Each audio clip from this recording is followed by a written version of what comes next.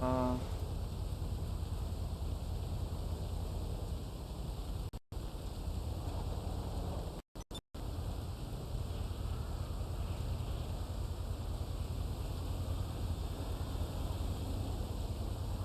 Okay, hello everyone. How are you guys doing?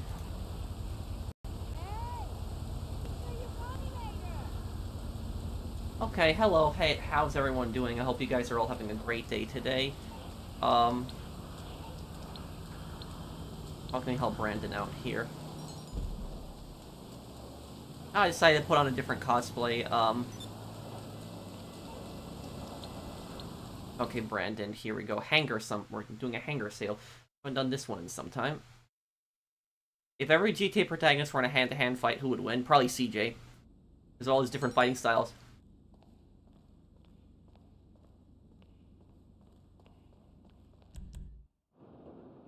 Damn, bro, nice fit. Also, I'm joining the session. Thank you, Nikki. And where's the hockey mask? I'll maybe put that on one day for a stream. Thank you, Mr. Waifu.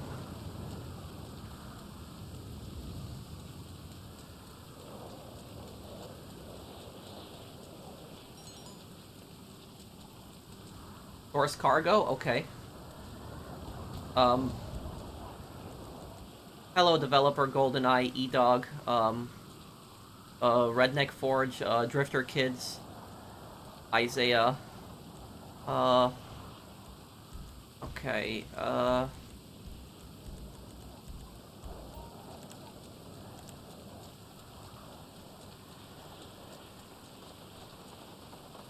love the outfit, Pro. Happy Sunday. Thank you, Bunny. Thank you, Nikki, and Mr. Waifu. Thank you for the super chats, guys. Is Uber and security an easy job? It depends on security, depends on what. Security, for the most part, is a boring job. Doesn't really require that much, but sometimes stuff might happen that you have to deal with stuff.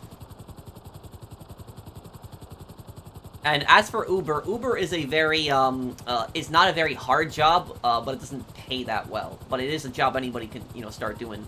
You play with subscribers? Yes, I do. I'm doing it right now.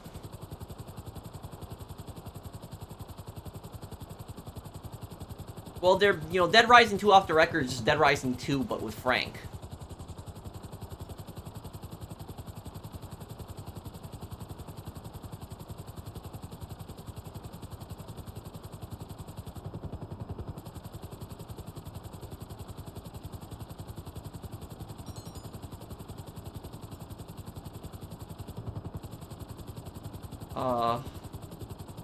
Well, I don't want to, I don't want to, talk any kind of politics. I'm going to stay away from that.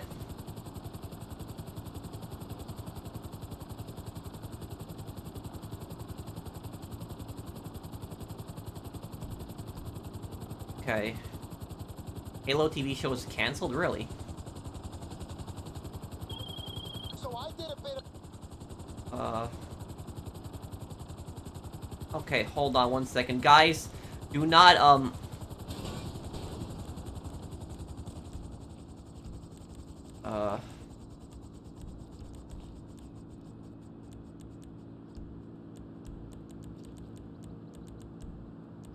Okay, don't blow up the generator yet. This is a little trick you can do. Drive this underneath here.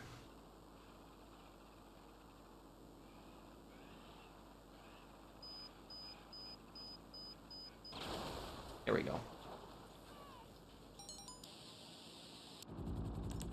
Yes, I will, Nikki.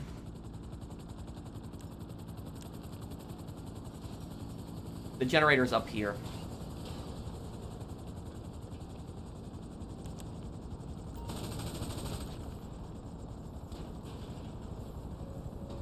Ow. I'm proud to be a Halo and Saints Row fan. I hate what happened in both franchises. I'm sick of politically correct scumbags who hate their fans. It was, I still can't believe what the Saints Row developer, called people terrorists for not liking the Saints Row reboot. They didn't want to, change, and look at what ended up happening. Oh, crap, whoa. Oh, God. Oh, no. Okay. That didn't go good.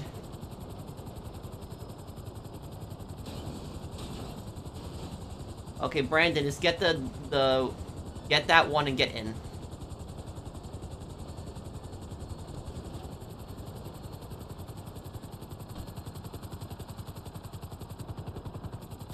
Oh, and let me see, Golden Stripe. Hey, Pro, sorry I haven't been here in a while. Hope all is well, and you should do the Warriors walkthrough. Anyways, I hope you're doing good. Thank you, Golden Stripe, and thank you for sponsoring my channel for nearly a year. Thank you, man. I appreciate it.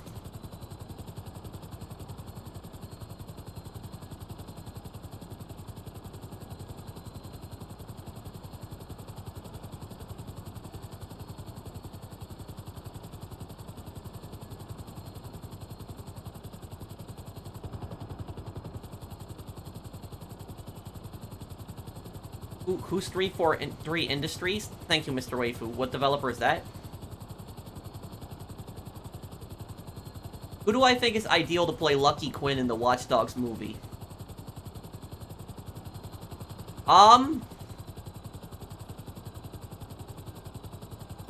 Honestly, I think that Clint Eastwood could do a really good job playing Lucky Quinn, but Clint Eastwood probably would not want to play in a movie like Watch Dogs. He probably wouldn't want to be in that type of movie.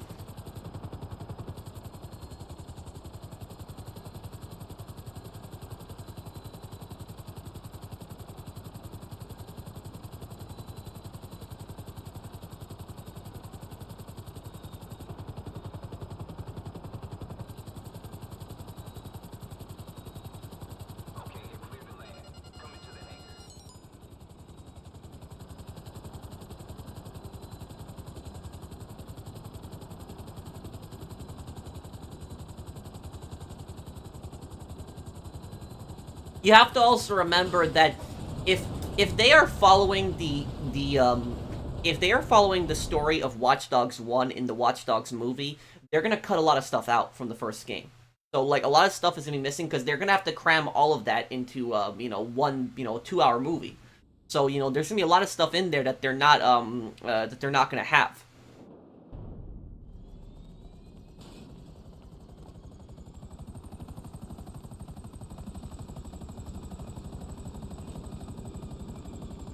Yeah, Default in the Watch Dogs movie. I wonder what that. Yep, this guy's cosplay for everything. Thank you.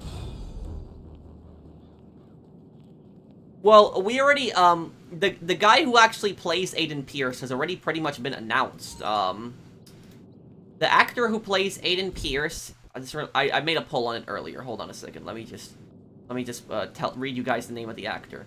The actor who plays Aiden Pierce is Tom Bliff. He is known for the Hunger Games. That's what he's known for. Okay.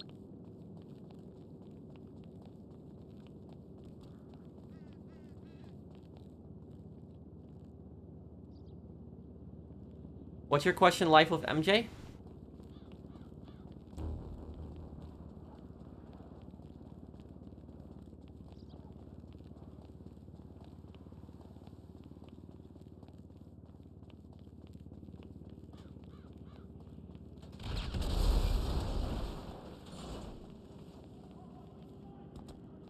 Would you play co-op with random players? Yeah, I'll play with anybody, really.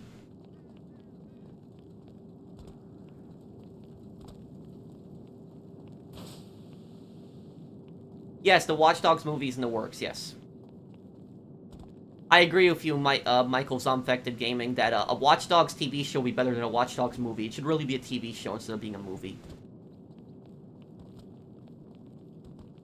Bro, I'm trying to super chat you. Well, you don't have to super chat me. It's fine, dude. But what's your question?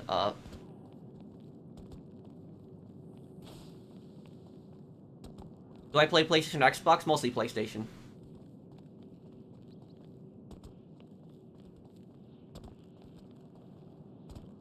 Bro, is it true that 60 in Poland means you rat? I don't know. I've never heard that before. Yeah, I'll play Watch Dogs 2.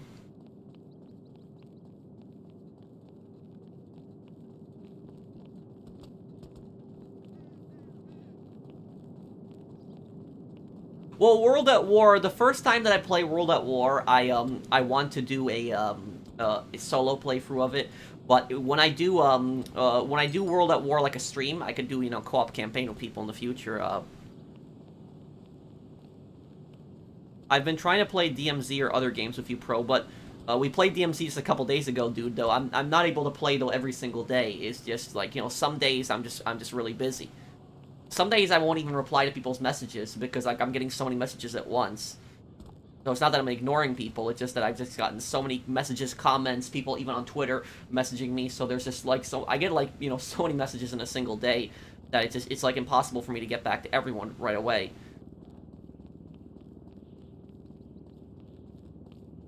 Okay. Will I do a video stream on the Watch Dogs multiplayer like you did with Kane and Lynch? Yes, I will do a video on Watch Dogs multiplayer, and it's actually a lot of fun.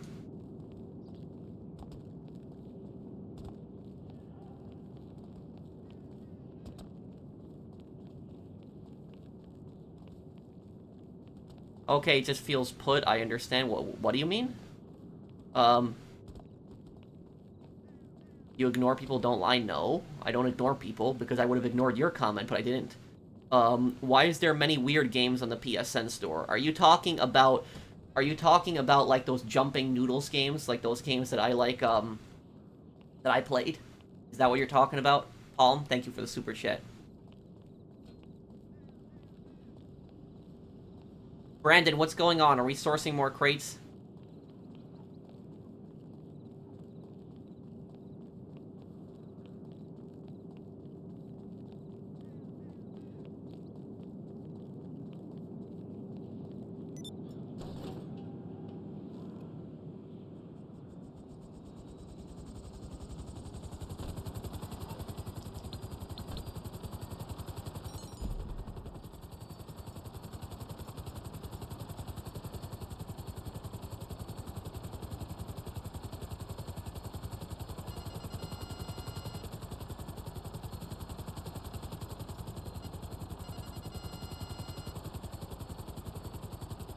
Well, childhood trauma is one of the worst traumas that people can have, Zombie, because that will, a lot of times, that can shape them as an adult.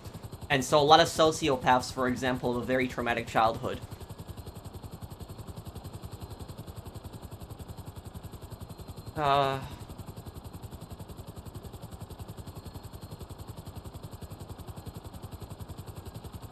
There's always weird games in the PSN store.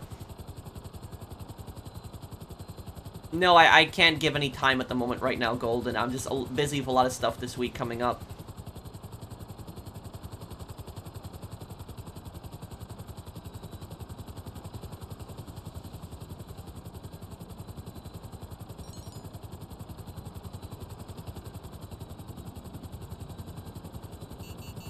I must have a lot, Pro. Remember what happened when we were playing DMZ? What do you mean? You mean when you got disconnected?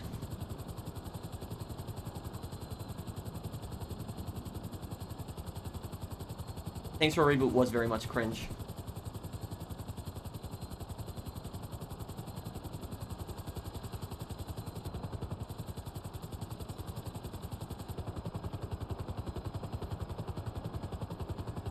Oh yeah, all content that's on Expanded and Enhanced should be released to PC players. Yes, I agree with that.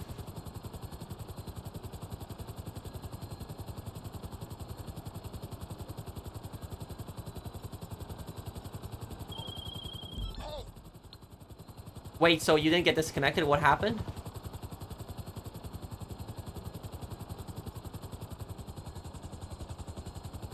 Worst playthrough besides Saints Row that I played? Probably Modern Warfare 3 then, yeah.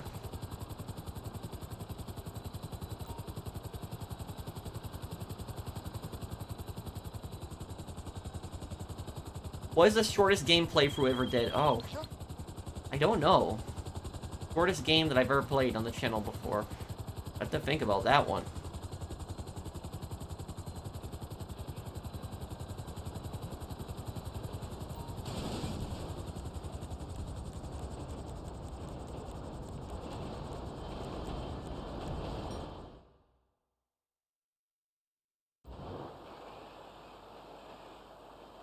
Bro, is it just me or you lost many subscribers?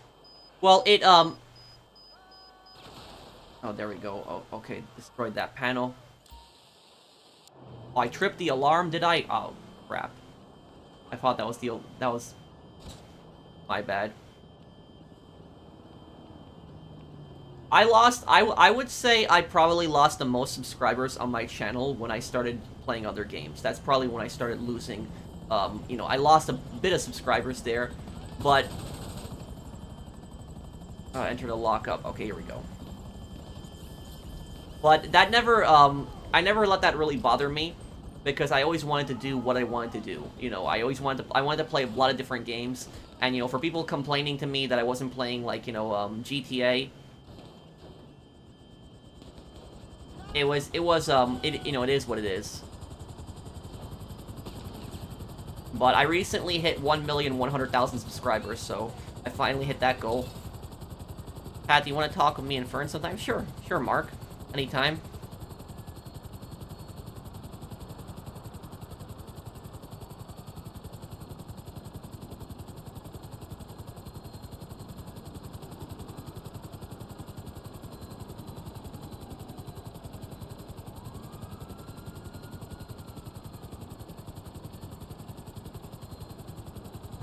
In a mission where Default sends a text to Aiden Pierce, I've released the Hound's fixers. You should kill them all. Default has a unique response. Oh, if you kill them all? Okay, I'll try that, Lendon. Thank you for sponsoring my channel for 2 years.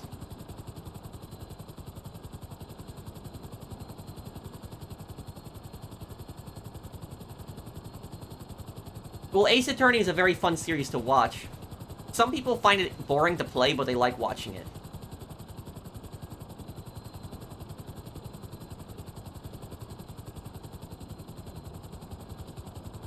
For context, Pro, 343 Industries are the devs who on Halo, who took over from Bungie for like over a decade and put out mid and missed titles. Oh. Okay, Mr. Waifu.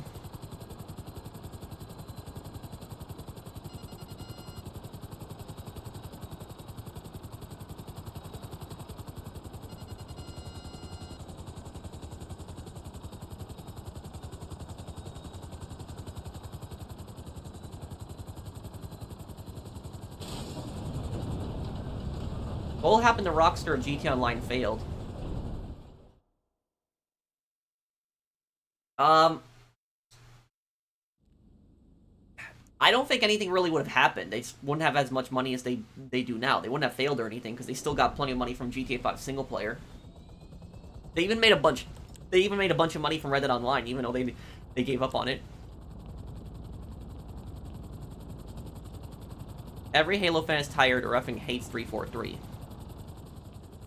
So this is the developer that ruined the Halo series, then.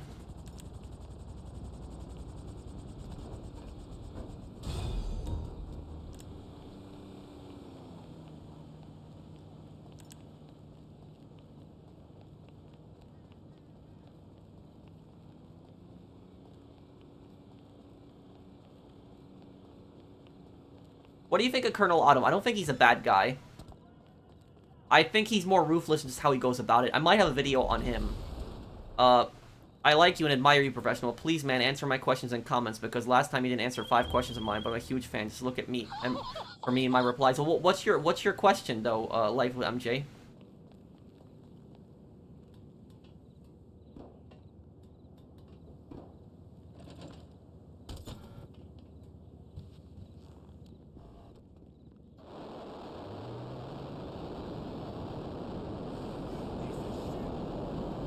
Oh, there definitely will be Florida Man in GTA 6. I mean, we kind of already saw it in the trailer on the highway. Well, there definitely will be Florida Man. Thank you, I Am That Man, for sponsoring my channel for a year. I really regret giving 343 Industries 343 chances. Professional, why don't you answer my question? What's your question, Solomon? Is it possible to do the Elite Challenge on the Act 3 finale? Yeah, but it's, I've done it before. It's a bit hard, but yeah, you can do it.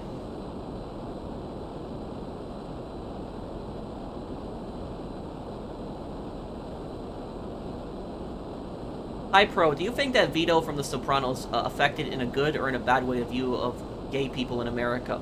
I think that The Sopranos was like one of those shows that I think like really broke the stereotype in that time, because like back then in like the early 2000s, when people thought of somebody who was gay, they typically thought of somebody that was extremely feminine, but Vito was like the complete opposite of that, and so I think that kind of like broke the stereotypes when people saw that, and they were kind of surprised by that. Let's see. Are you gonna play JoJo Bizarre's Adventures? Eyes of Heaven, and can I tell you my stand so I could ask you about yours? And can you watch the anime? And can you let me? Well, I will watch that anime probably when I get to it. But I have a lot of big backlog of stuff that I still gotta watch. I hope the final GTA Online DLC will be about Rip Club's what? Thank you, Splans, for the super chat. When Ferns streams his Thursday stream, I'll be a guest in his stream. You should stop by on that day and say hello. Also, how's progress on the Watch Dogs documentary? I still have to record a bunch of stuff on that, Michael, but I'm just focusing right now on putting out this GTA 5 single-player lore video that I just wanted to do. Thank you for being a member for 8 months. I hope you play more history-related games soon. Oh, I always love playing history-related games. Thank you, Dragon Fury. There's a game that I want to play called Darkest of Days. It's like an older Xbox game, but it's a very historical game. In Act 4, at the end of the game in Watch Dogs 1, the CPD will be hostile outright to Aiden Pierce. Police and faction overhaul fixes that also. There's a convenient cover location for the mission I mentioned. Well, I will kill all the fixers that default sends after me, so we'll see what happens then. I'm not, yeah, I'll kill all the fixers in that part.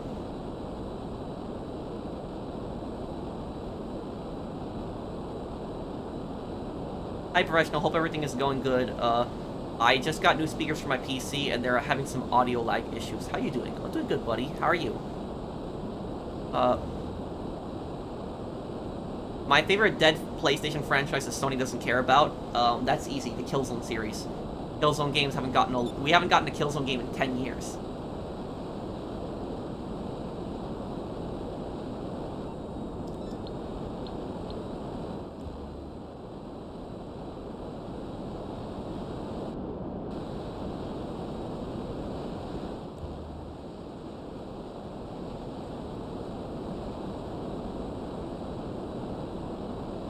I don't think that Rockstar is going to bother with a GTA TV series because they make enough money.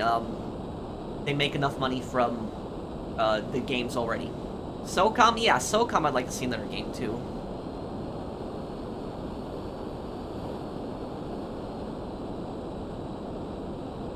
Do you think it's rude to talk bad about people behind their back? For the most part, yeah. For the most part, yeah, but it really depends. It really depends on the situation, because like if you are like, for example, I'll give you an example. If you are like at work, if you start like talking behind like one of your coworkers' back at work and just starting drama, that's like a scummy thing to do. It's just not a nice thing to do. It's just rude. But if you go home, for example, to your family, and your family, like, asks you, how was your day? And you tell them that, like, my boss is a, complete scumbag, he just treated me like garbage, like, he had me do all this stuff, and this stuff wasn't my responsibility, he yelled at me, that's technically, talking behind their back, too, but it's not necessarily the same, because I've done that, my family's asked me what work is like, and I basically explained to them, how some of my coworkers were scumbags to me, so I don't know if that really counts as talking behind their back. But it's more of seen when you do it at work. When you do it at the job itself and you talk behind somebody's back, then it's kind of scummy to do that.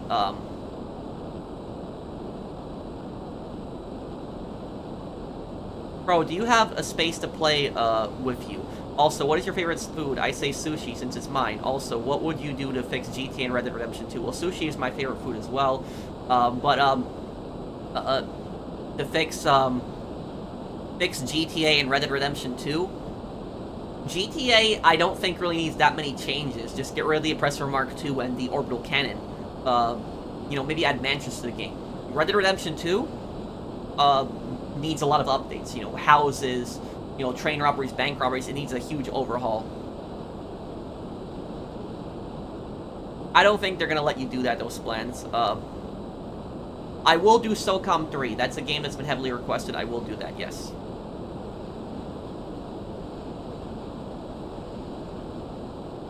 How to deal with people doing that to me and creating rumors and laughing? Should I, no, you should not hit them. Look, here's what I will tell you about this. Is if somebody is talking behind your back, personally, I probably would just, say to that person, like, what's your problem? Like, not in, an aggressive, stance, but just, like, what is your issue with me? Like, how can we resolve this? Like, why are you, saying these bad things behind my back? If they don't stop at that point, and they still keep talking behind your back and just creating more and more drama, I would honestly talk to a manager. But make sure it's a manager that you trust. That's what I would say about it. The heat level has also turned to enforcer, the heat level has also turned into an enforcer fest, once you get to Act 4 or complete the game. Aerial support will come in at heat level 2, and CPD SWAT enforcers will respond at level 3 and max level. And enforcers, aerial support will come in at heat, and CPD SWAT enforcers respond at level 3. The thing is, though, is I never really get a high wanted level when I play the Watch Dogs games, blend in, and the reason I don't is because, for the most part, I avoid killing cops. I make them crash, but I don't kill them. Dead Rising remake is coming out in 2 months.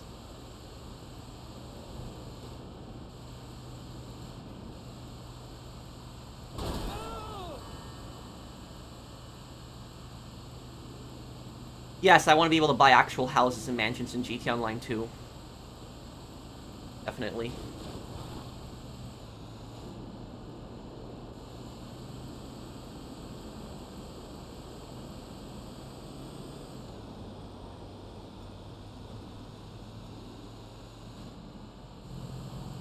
I will tell you this, though, I had a coworker once, and oh, okay, Marcus.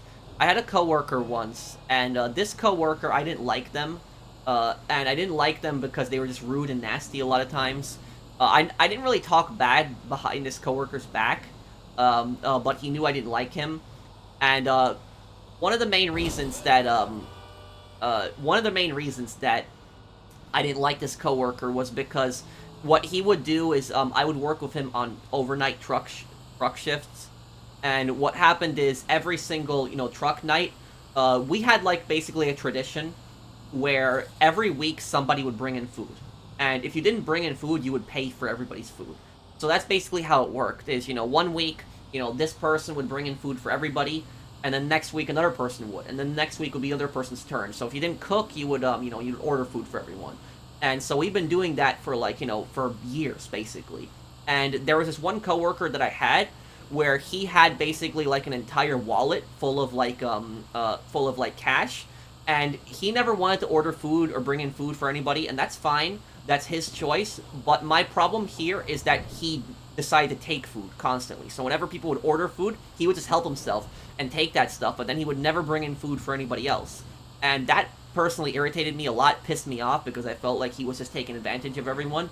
And one day, I talked to my manager about him being rude once, because, like, I just getting annoyed dealing with this guy being rude and, constantly taking food, every single night, not paying for it, and then, not even bringing in food for everybody else. It was just not rude and it's unfair to other people. And what ended up happening is, one day, out of nowhere, this same guy who, never brought in food, like, I knew this guy for years, he never brought in food for anybody. All of a sudden, he walked up to just me and my friend who were working, and he said to us, he's like, oh, you guys want drinks? I'll buy, it's on me today. Like, not alcohol, we're just talking, like, drinks from the fridge. But he offered to buy us drinks. And I thought that was kind of weird, because I'd known this guy for years, and I knew he was never like this. He was never want to help anybody out, never do anything for anybody. And so I knew there was just something, I didn't feel, like, good about this. Like, I just felt there was something off about this. And what ended up happening is he bought us drinks, and I remember I got, like, a Nesquik strawberry shake, and then my friend, I don't remember, I think he got an Arizona. I think that's what he got. I think it was some kind of iced tea. But anyways, I talked to the guy and I said to him like, oh, it's, you know, it's your first time, you know, buying for somebody. Like, I actually said that to him. And you know what he says to me? He says to me, oh, I didn't buy you guys drinks. It's like the boss gave me, you know, $20 and he told me to buy you guys drinks.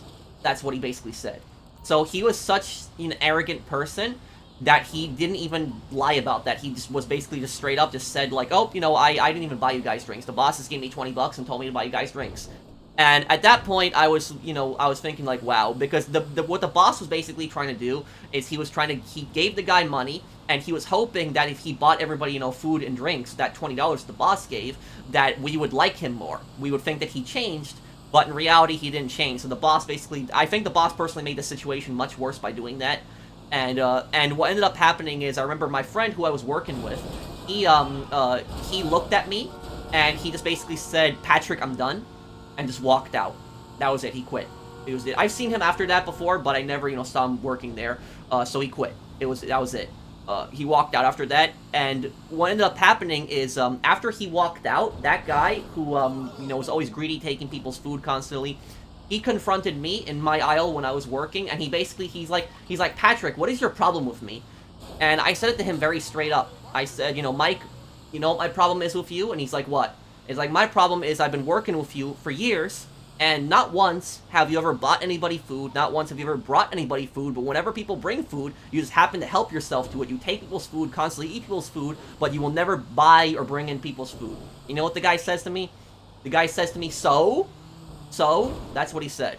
So, literally, that was probably like the one of the few confrontations I had at work where I had a problem with somebody and I said it straight to their face. But that was like, you know, this was like one of the most selfish people that I've ever worked with. And that was like, not an enjoyable experience. And you want to know the insane thing about this?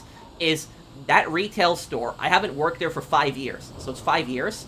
And I just went on Google, like a couple months back, I went on Google and just looked up like my store that I worked at because I just wanted to see what the reviews were. And I started looking at the reviews. And like half of the reviews were so bad for that place, and like half of the 1-star reviews were actually complaining about that guy, saying that he was rude, that he rushed the customer, that he wasn't helpful. So like literally half of the reviews were just complaining about that one guy alone. And for people wondering, why does management not just fire the guy? Why don't they fire him? The reason they didn't fire him is because he would always volunteer to work night shifts. So he always wanted to work night shifts. Nobody else wanted to work night shifts, and that is why they never fired him, because he was there to work night shifts. If he wasn't there to work night shifts, he probably would have gotten fired. But that was the primary reason that he kept them around. And so that was one thing that I never forgot. So that's probably the only time maybe I talked behind somebody's back. Maybe the only time I did it. But that was because, you know, that guy had an issue with him for just years going forward. You have a P.O. box? No, I don't have a P.O. box. I am Batman. Thank you for the super chat, though, dude. Maybe I'll set one up one day. Why? Did you want to send me something? You don't have to, though, dude. I do appreciate it.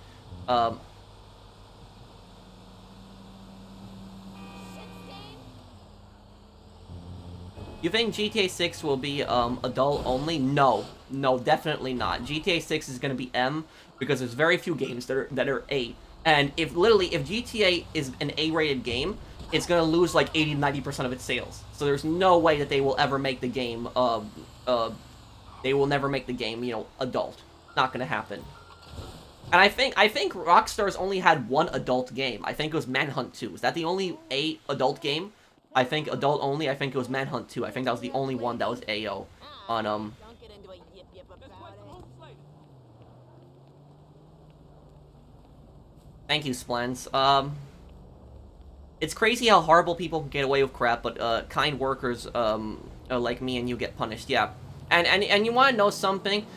Something that really pissed me off about like when I used to work back in retail is that I really hated how management would get on my case.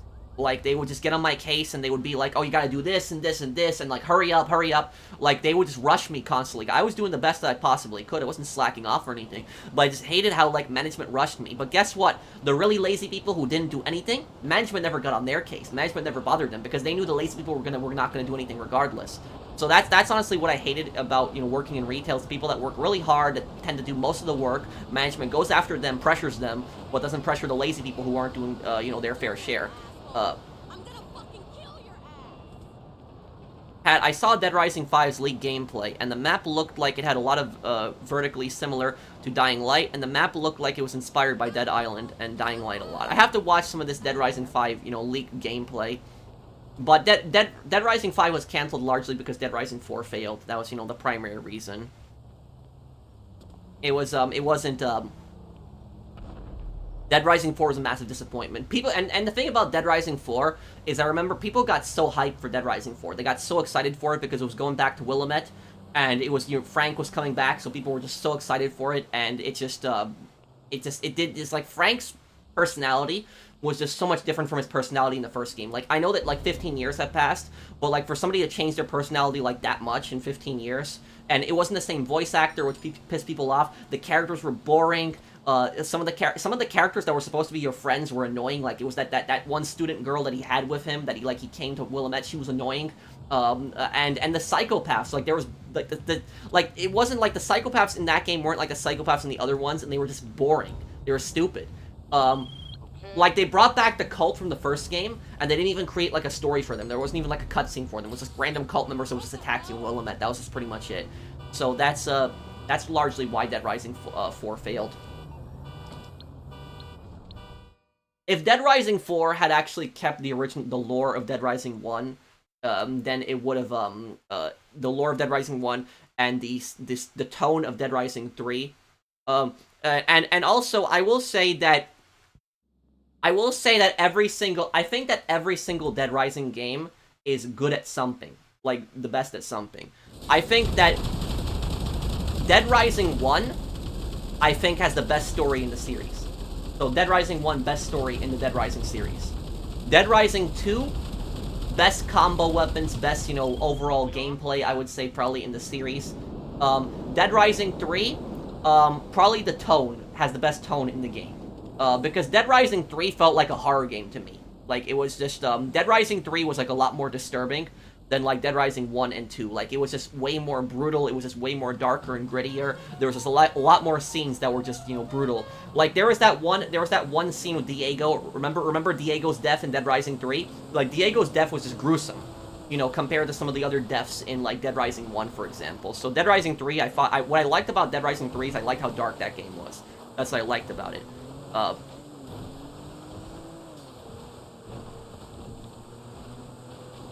If you were doing that mission where Aiden gets exposed by Damien, a police and faction overhaul mod, FBI respond at max heat, and all police units will start engaging while pursuing you in vehicles. Oh. Well, I actually just recently passed that mission, Lendon. I uploaded it just recently. Basically, I made all the police crash into the barriers when I was getting chased by them, and then I escaped through, like, the garages and the underground tunnels. That's how I got away. But, the thing about that mission, though, is in that mission when Aiden is stalling Damien because Default basically hacked into the data, but everything that Aiden said, it was true. It was, because he got Bloom involved without telling him, and, if he doesn't deliver to Bloom, Bloom's gonna kill him. Bosses just want results, never care about morals. Yeah. And I would say some bosses are good, some bosses do care about their employees, but unfortunately there's a bad habit of it happening. Bro, you didn't answer my question, I can play with you. Also, I got 100,000 in DMZ solo as well. Can you tell me, when I can play with me? You also yesterday, I got, DDoS in Red Dead Redemption 2, parents yelled at me. Wait, what? You got DDoSed? What, how did this happen? Thank you, Golden Eye, for the super chat. Are you sure that it was a DDoS? Are you 100% positive on that? Diego's death was the brutal, but here's the thing about Diego, is as bad as Diego's death was in Dead Rising 3, he was a ticking time bomb. He was gonna die. Because remember, Nick was immune, Diego wasn't. So Diego was going to die regardless. So it was gonna happen. There was no saving him. He was done. And the thing about that is Diego had literally, he had like an entire nest of queens inside of him. So there was no way that he was gonna survive. Like there was all those parasitic worms inside him and all those wasps. So he was gonna die regardless.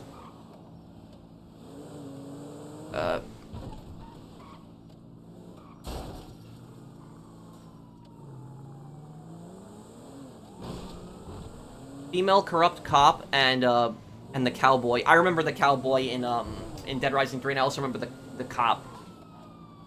You know what I think though? I think that female bodybuilder boss. I don't think that female bodybuilder boss that you fought in Dead Rising 3. I don't think that a character like that would ever appear in a modern game today, because it's just, games today are just so politically correct that if people saw that female bodybuilder boss that you fight in Dead Rising 3, some people I can imagine would get offended by that. I didn't think there was anything offensive about it, but just people are just so sensitive these days that I think some people would get pissed about that. If anybody knows the boss I'm talking about, there's like a female bodybuilder boss in Dead Rising 3, and I think that if people saw that boss today, they would get offended.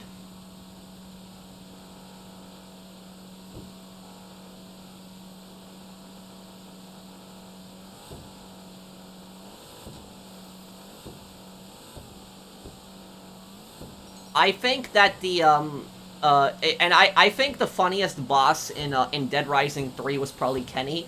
And Kenny renamed himself to Kick, and he put on like Nick's like mechanic costume, and he started saying, "I can make combo weapons and save survivors too." So he was basically trying to like imitate Nick, and he started he made his name Kick, and then he was wearing the same clothes as Nick, trying to basically save survivors. He wanted to be the hero. So I think that was probably the funniest boss in Dead Rising 3.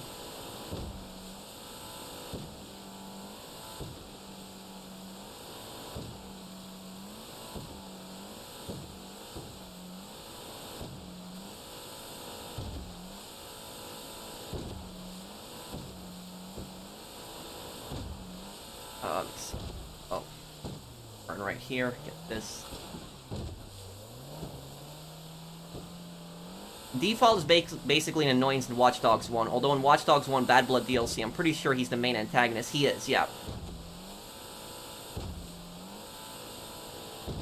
I know that Default is a Polish American. I do know that, because I know he has a Polish name. If you actually profile him, he has a Polish name.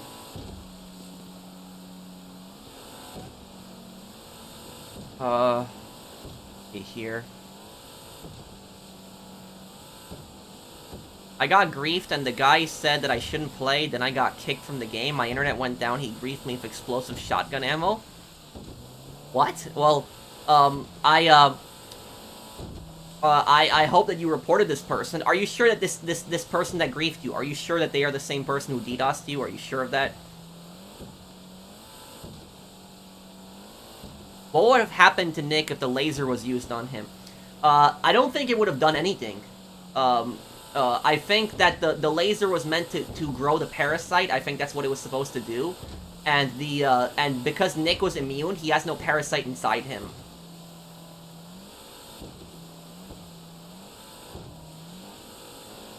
The most controversial series ever made, Manhunt.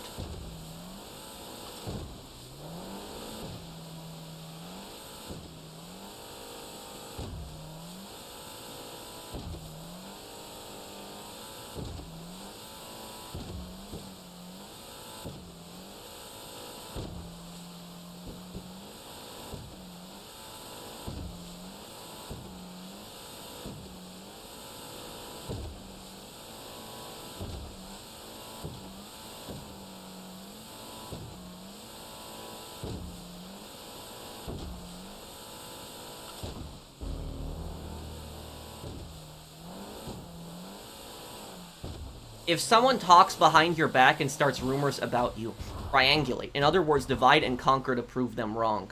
Thank you, Suspect 13. Yeah, my mom has dealt with a really toxic coworker before at her job. Because my mom is a cleaner, and she cleans, like, offices for, like, CEOs in downtown Manhattan.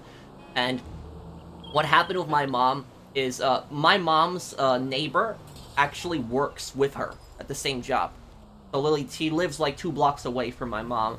And what happened is, my mom and my neighbor, you know, I guess technically not even neighbor because they're 2 blocks away, but anyways, it's her coworker, and she lives relatively close. What they would do is they would carpool to work together. So they would like 1 week that she would drive, and then the other week the other person would drive just to save on gas. And they were both lived right next to each other, like 2 blocks away. So it was easier to drop each other off, and it worked for the most part. But what happened was she constantly kept making excuses and kept saying, "Oh, I don't have a car. I don't have the car right now. I can't drive right now." And my mom ended up driving, like, I would say 70 to 80% of the time, when she ended up driving like 20 or 30% of the time. I remember the amount of times my mom drove her. And what happened is my mom basically, called it off, like, said, like, we're not carpooling anymore together, because what that coworker did is my mom ended up getting COVID in like November of 2022, like right around that time. I remember because I was visiting North Dakota for that GTA 5 video that I was making when I was in Bismarck, and I remember my mom called me and told me about it. But basically, my mom had COVID. My mom was fine, by the way. She made a full recovery. But my mom basically followed everything. My mom would wear masks. She would social distance. She did everything she was supposed to do. But the thing about this is she didn't know she had COVID because she had no symptoms. Like there was no symptoms. She didn't cough or anything like that. She just didn't know. And then one day, she got tested, next day, and she had it. And what ended up happening was that a coworker, freaked out on my mom, who, was riding with my mom. And, my mom picked her up. And she was, like, talking bad about my mom, saying, like, "Oh, you could have gotten me sick. I could have died because of you. You're a horrible person. You got in the car with me when you had COVID." My mom didn't know. She was wearing a mask. She was social distancing. She just got tested the next day. So how the hell was she supposed to know? But the coworker was, like, she was being really toxic about it. Like, she's really annoying about it. And then she talked crap to, like, everybody at, like, work about my mom and started saying, like, "Oh, she had COVID and she came to work," and all this other stuff. My mom didn't know. My mom, kept her distance, wore a mask everywhere. She wasn't trying to get anybody sick. She just didn't know. She had no symptoms. And so literally this coworker, I would say, was just so scummy to her. And what ended up happening is, like, a month, my mom basically stopped driving with her. And then, like, 1 month later, that coworker was, like, texting my mom. He's like, "I need you to pick me up.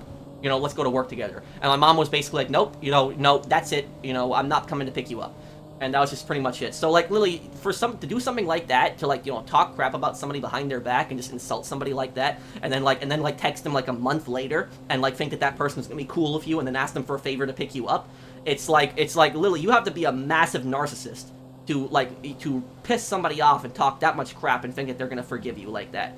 That's, that's basically what I say is good on my mom, because the thing about my mom is very similar to me, personality-wise. She has a very similar personality to me, where my mom doesn't like confrontations at all. She doesn't like getting into arguments, and oftentimes my mom will constantly say yes to people. So even when people are taking advantage of her, even when they're taking advantage of her good nature, she will constantly say yes to them and help them out, even if they're being scummy to her. But my mom did the right thing in that time. She stood her ground and basically said, like, "Nope, we're not riding anymore together. I'd rather drive by myself and spend more money on gas and have to drive around a toxic person." So that was basically my mom encountering, like, one really toxic coworker.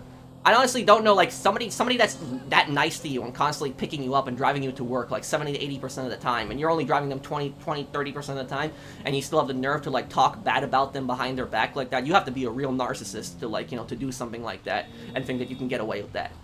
That's, thank you, Orion's son. Thank you for sponsoring my channel. What are your thoughts on Miami Vice? I love that Vice City took some inspiration from the era of TV. I never really watched Miami Vice. I tended to, I never watched it. I should watch it because I know a lot of it is inspired by Vice City, but I've never watched Miami Vice, actually. I know the guy who plays Lance plays one of the detectives in Miami Vice, so I gotta watch that show when I get the chance. Thank you, I am Batman. Dead Rising 5 was called Dead Rising Dia de los Muertos. Day of the Dead? Is that what that means in Spanish? Yeah, Day of, Dia means day, and day means of, los means the, and muertos means dead. So, the Day of the Dead. That's what it's supposed to be called.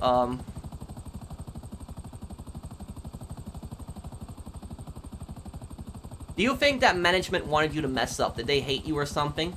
No, I don't think they wanted me to purposely, like, mess up, but they were taking advantage of me. That's what I would say. Because if they lost me as a worker, they would have been held back a lot. I'm not, like, saying the store would have collapsed or something like that, but I was doing a lot of people's work. I was helping out a lot of people. So that's, Wait, what's your question, Golden? How can someone stop being narcissistic? Honestly, in my opinion, is, the only way to really, stop somebody that's narcissistic is to break their ego. Really, that's it. Like, call them out. And call them out on something that they cannot refute. Because what narcissists do is they will make excuses. Narcissists are known for making excuses. They will constantly blame everyone but themselves. You have to find something where you can call them out on something that they cannot make an excuse. They cannot make an excuse. They can't come back from that. Like, something to call them out on that they can't make some kind of BS excuse. I've heard people say that you have to be, like, nice and understanding when narcissist is like, no, I've dealt with narcissists before. It is not, you know, that one coworker I told you guys about is no matter how nice I was to that person for years, they were always extremely narcissistic to me as well. So, literally, yeah, I was, Wait, what's wrong, War Clips?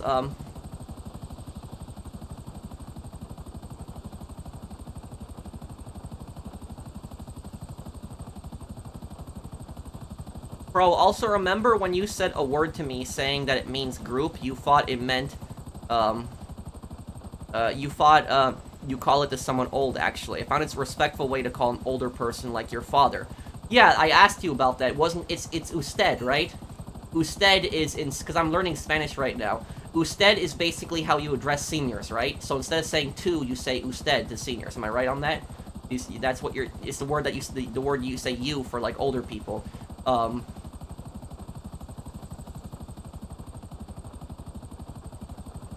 Hey, Pro, can I friend you so I can join my bros? What is your PSN, Nova?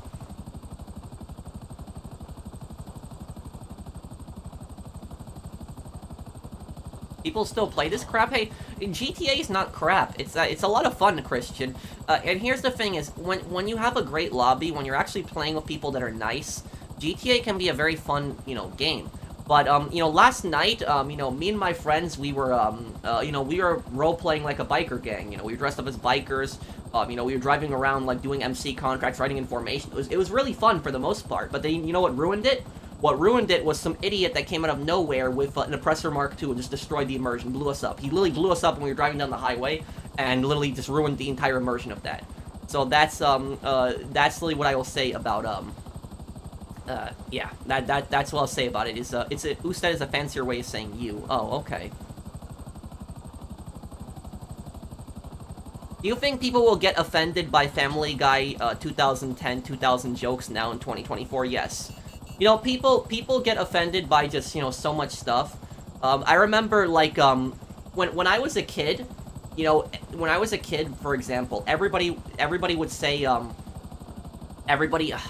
remember what it was, what was it? I'm not gonna get into the whole, you know, immigration debate, but I'm just gonna say is that when I was a kid, you know, everybody would always say, for example, illegal immigrant. Like, everybody would say that. It wasn't, you know, meant to be, like, an offensive word, but that's just everybody said it was, they would say illegal immigrant when you were talking about it in the news and stuff like that, and the news would always say that. But now, like, people say undocumented, for example, and they say that illegal immigrant is offensive. But technically, if you just go on a law basis, if you just look at the United States law, it says illegal immigrant under U.S. law. That is literally the term. But that's the point that I'm getting at. I'm not going to get into the whole immigration debate. It's not here. But that's basically is that, you know, people will get offended at anything, and they will just basically create words, and, you know, they don't want to, they will just police speech and just try to, you know, say a specific way.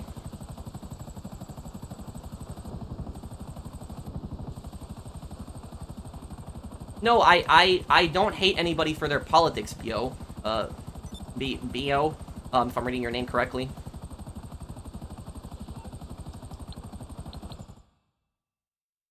I like how they call homeless people unhoused now. Yeah, that's that too. But you know what the stupidest politically correct word that I've heard? Because, like, look, for, like, when it comes to, like, illegal immigration, you can say, for example, undocumented. Okay, you know, it's still politically correct, but it's not that big of a deal. But when you say, the one word that I've seen that was the stupidest one, the stupidest politically correct word, is when they said, what was it? They when they were referring to women as birthing people, like people actually said that. They said women are birthing people. Like literally, they're saying you're not supposed to use the word woman. You're supposed to use the word birthing person. And I was like, what? What the? Who the hell came up with that word? Like woman, like not birthing person. But that's like it's like people will create this politically correct language and they will just you know, create words and then I remember is like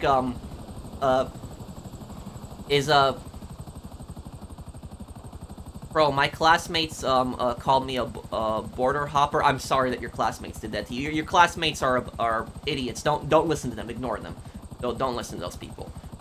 Yes, I'm not joking. I'm not joking. You would think that I'm trolling when I say this, but some people refer to women as birthing people. They say that saying woman is an offensive word, so they just say birthing person. Like look it up if you don't believe me. That's literally what some people have said.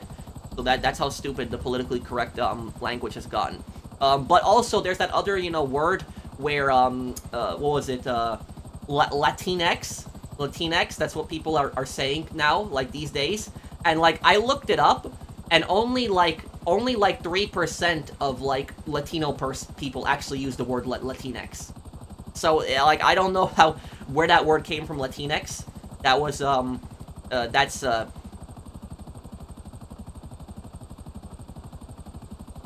okay, let's get to the drop off here.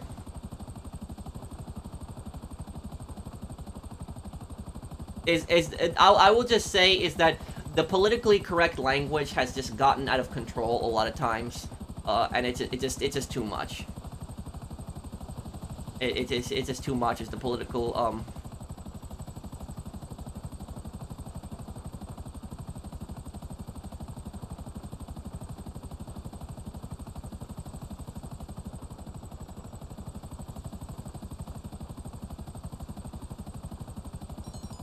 I own a condo. Any advice that you can give me? Do you live in that condo or are you renting it out?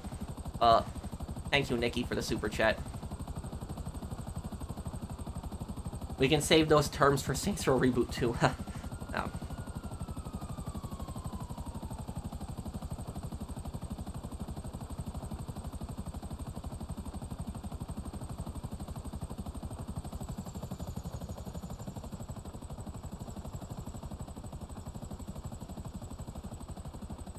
Have you ever heard of Dragon Man in his military museum? You should check him out in his private collection of war artifacts. Yes, I actually know Dragon Man. I don't know him personally, but I've seen plenty of his videos. He has an amazing gun collection. Like he is oftentimes referred to as the most armed man in America. Like he has an insanely cool gun collection. Use psychology, triangulation, divide and conquer, playing hot and cold, cutting their narcissistic supply, love bombing, use it to control them when I need to. Playing hot and cold, cutting their narcissistic supply. I think that literally is probably the best way Suspect 13 is to not let a narcissist use you. I think that's probably the best, most effective thing that you can do.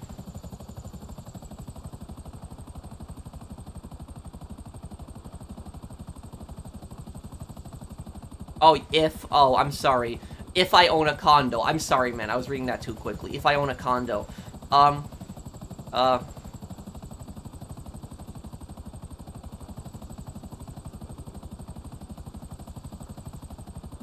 Bro, I hate when people, give us dumb nicknames or stereotypes. They called me a taco maker. They said I had a taco van, called me a worker. Everything in the book actually thought of, suicide. No, don't think like that, dude. Don't think like that. Make sure you tell a teacher. If people are bullying you, if people are, you know, saying stuff like that to you, tell a teacher. I have had it happen to me when I was a kid. When I was a kid, I had, you know, basically people telling me that Polish people are, you know, stupid. And there was one kid that told me that Polish people are alcoholics and they just drink vodka all day. And I also had, I had people constantly, when I was growing up in middle school, I had people constantly making, Holocaust jokes towards me about, how Hitler was killing Polish people and stuff like that. So I've I've seen it, you know, people are just toxic, people are, you know, stupid. Tell a teacher. If somebody is, like, you know, doing something, and don't be ashamed to tell a teacher also. Don't think that you're, like, ratting or snitching or anything like that, because nobody should be talking to you like that. Nobody should be harassing you. You know, you go to school, it should be a positive learning environment. You should not have to deal with idiots, when you're going to school. So that's what I would do if I was you. I would tell the teacher, tell a teacher about it.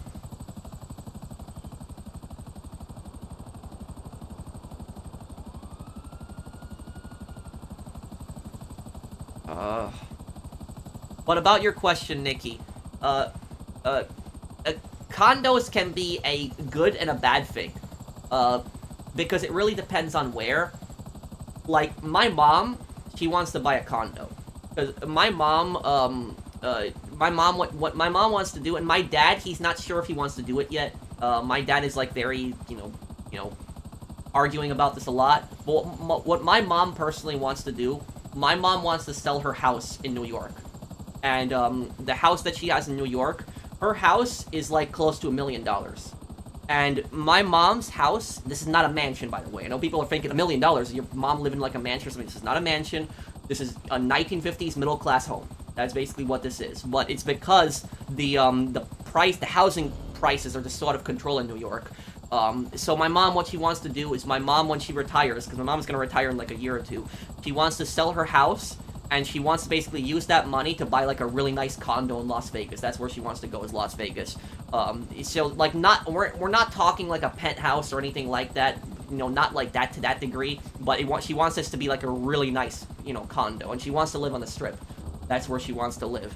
And so she wants to find like a good condo where there's like, you know, a good HOA, and they, you know, underground parking, security, you know, water's included, you know, internet access is included, you know, TV, stuff like that. And she just basically wants to live in that condo and just not have to worry about, like, cutting the lawn, you know, not have to worry about security or, you know, a lot of other things.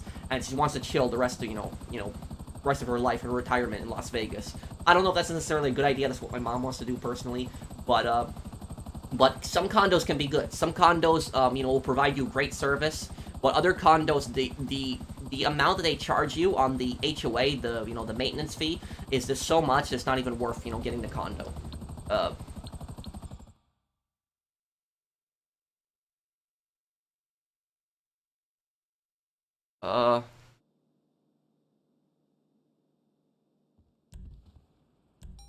Well, condo is more like a nicer apartment. That's pretty much what condo is.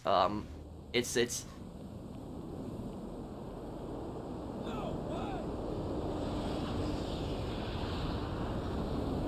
thoughts on toxic positivity, meaning someone must always remain positive no matter what. For example, good vibes only. I think that remaining positive, remaining positive can be a good thing and a bad thing at the same time, like always remaining positive, because when you are always remaining positive, you will be able to keep cool under a bad situation. So if there's like a bad situation and you're positive, you can keep cool under like a bad situation. But also, like, being constantly positive, especially in a situation when, like, people are taking advantage of you and people are being scummy to you, that is not necessarily a situation that you always want to be positive in, because they're just going to keep doing it to you. Like, I know I recently played Ace Attorney.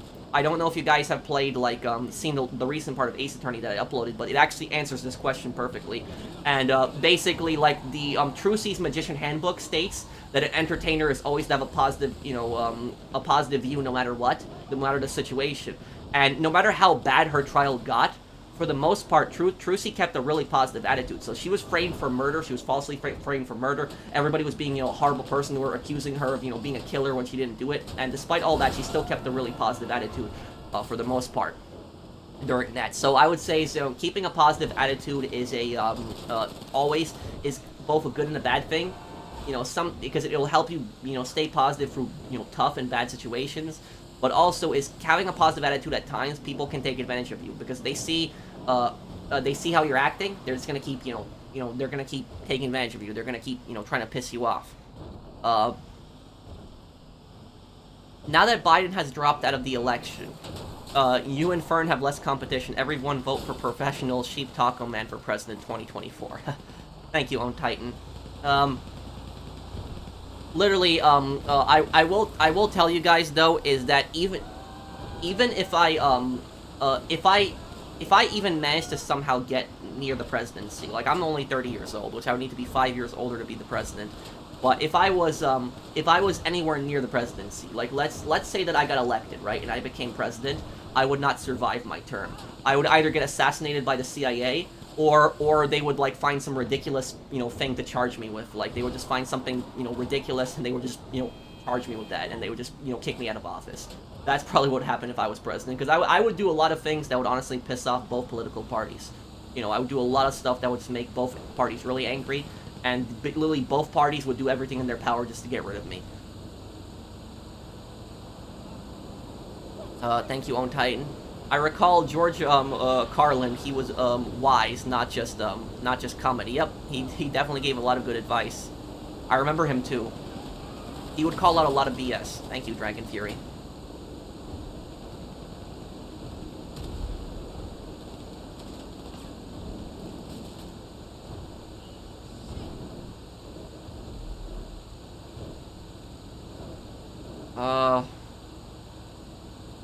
Hey, professional, what's your advice on how to do a career change? I plan on staying in my job 6 months to a year to save money for college.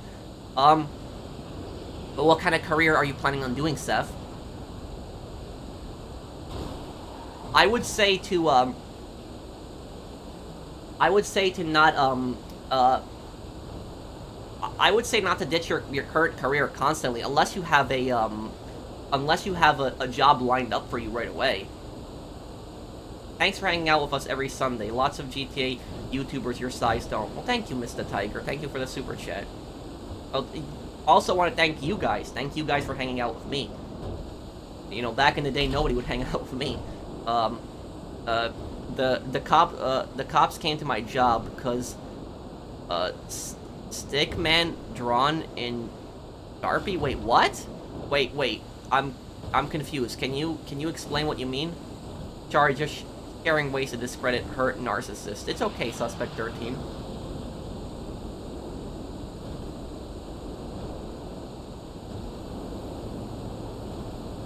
Hey, professional, what's your advice on, the career change? Well, can you explain to me a little bit more about your career stuff? You don't have to super chat me again. I'll look for your comment.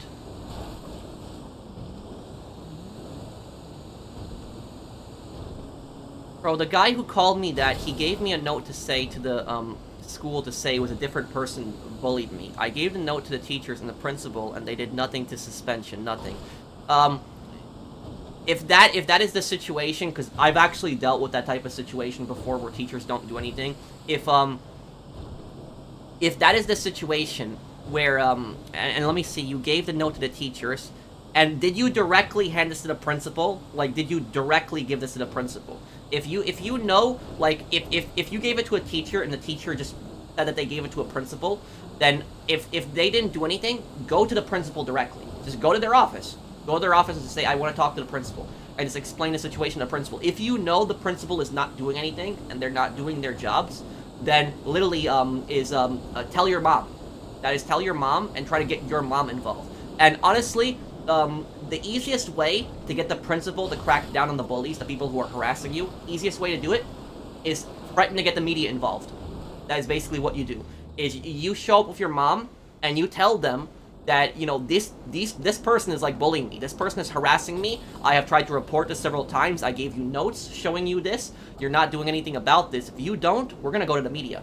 And, you know, we're gonna have them report on this. Because literally, going to the media these days is literally the quickest way to get people to do things. Because it's like people don't do anything, but then when you threaten them with the media, it's like they will then start doing things really quickly. So that's what I would say, is tell your mom, and, you know, have your mom, you know, talk to the principal. If they're not gonna do anything, tell them you're gonna go to the media.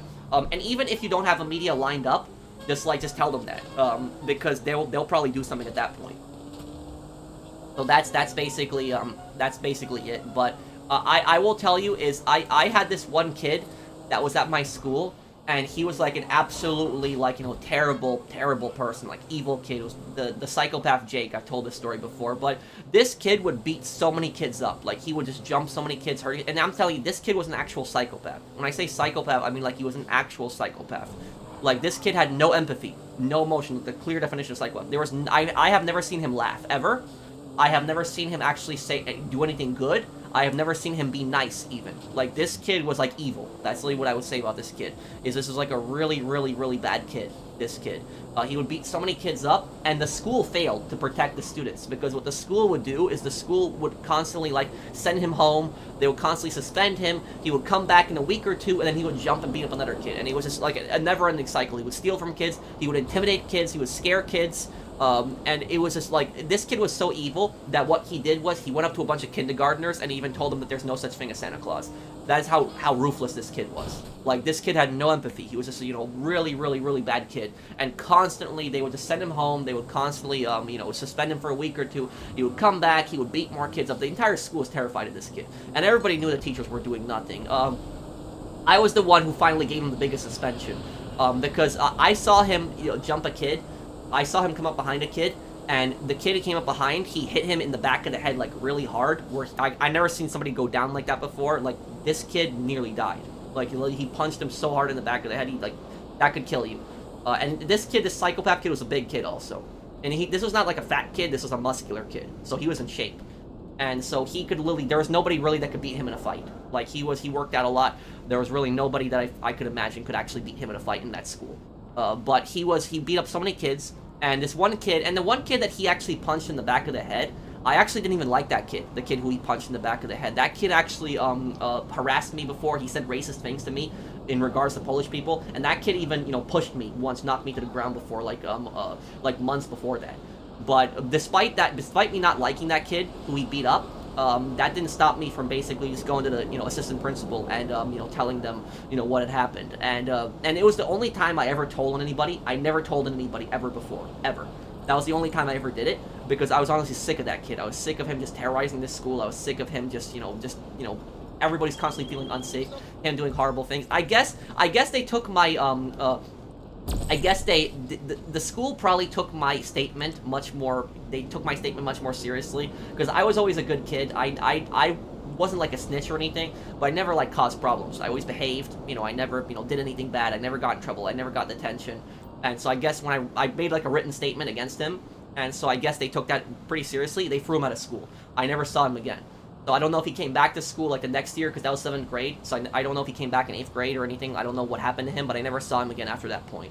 And that kid also, that psychopath kid, he also stole from me. He stole my Game Boy Advance SP when I was a kid, and I never forgot that. And so basically that was also my form of revenge against him for that. I never forgot of him doing that. My uncle, I remember, he gave me that Game Boy Advance SP for Christmas.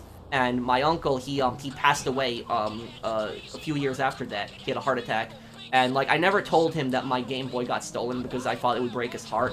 So I never wanted to tell him that. But that was basically, I was so angry at that kid. And I was, like, for stealing that from me, because I love that Game Boy so much. And so that was also another, it also added on to me telling on him, because I was just sick of him. It was like a horrible person. I wouldn't be surprised that kid's in prison for murder right now, because of how horrible he was. Let me see here. First to crash site, okay.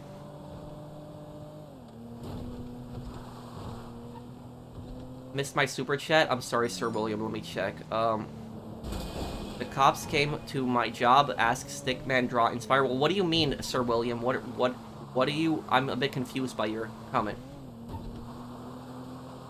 Why is the flat earth movement keep going and only getting bigger? Because there's a lot of ignorant people out there.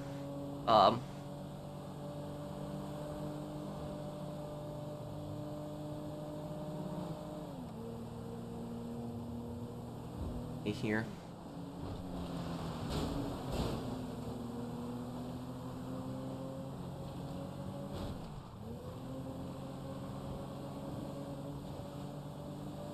I'm not going to state my political belief, but Obama's hair went super gray in 8 years, so I do not want to be president of the United States either. Oh, thank you, I am Batman for the super chat. Being president definitely takes a toll on your mental health. Not everybody's fit to be president. But yeah, it will definitely take a toll on your mental health, regardless of who it is. Wait, a lady said the Stickman was racist because it was in Sharpie? Wait, what? Wait. I gotta read. The cops came to my job because a Stickman drawn in Sharpie? Wait, who drew this stick man? What? I'm confused right now. I'm...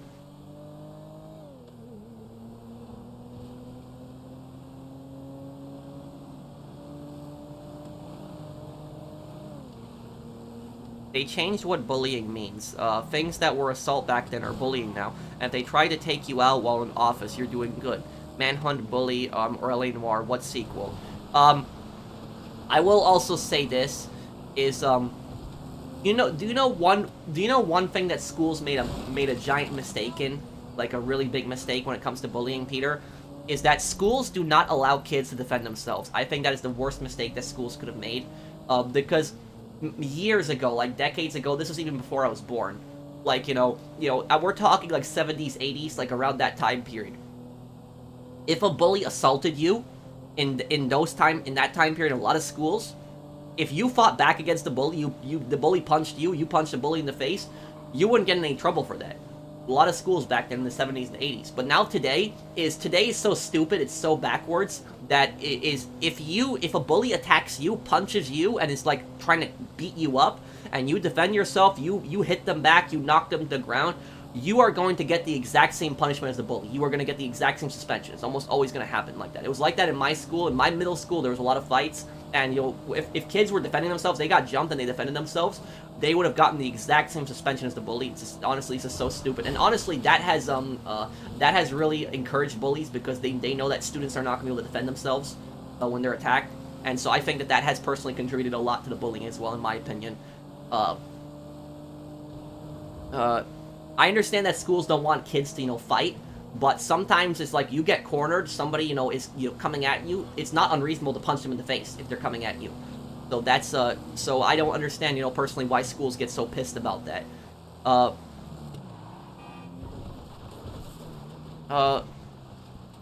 What game would I like a sequel? Bully, L.A. Noire, or Manhunt? L.A. Noire, because I really like solving stuff. I like detective stuff. I like police stuff. So yeah, L.A. Noire.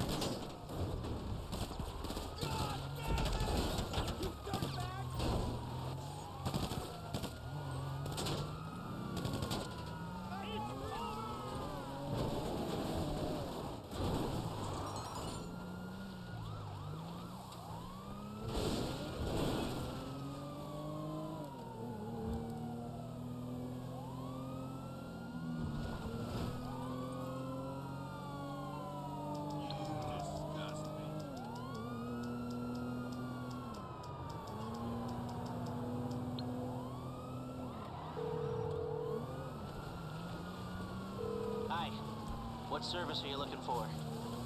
Okay, I'll get you out of trouble. No problem. Okay, I can't hold this in.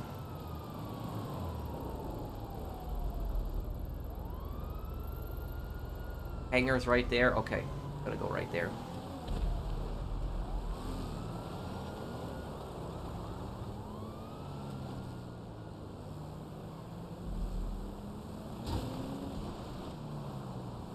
Yeah, I once fought a kid since a kid hit me and we both got suspended. Absolute BS. What do they want us to do? I don't know. I will tell you though, I'll tell you a story about this. I'll tell you a story about this, is that there are kids out there that can snap even the kids who are like really nice can take only so much until they snap. And when it gets to that point, that's when it gets literally the most dangerous, when kids snap, because they can be extremely unpredictable. But I will tell you guys a story about this specifically. One of my best friends, I'm not going to name him, but one of my best friends, I still know him in real life, he's a really good friend of mine, he's a good guy. He snapped when he was in middle school, and I've never seen him like that. He was like a completely different person, and it was because he was dealing with a bunch of idiots at school.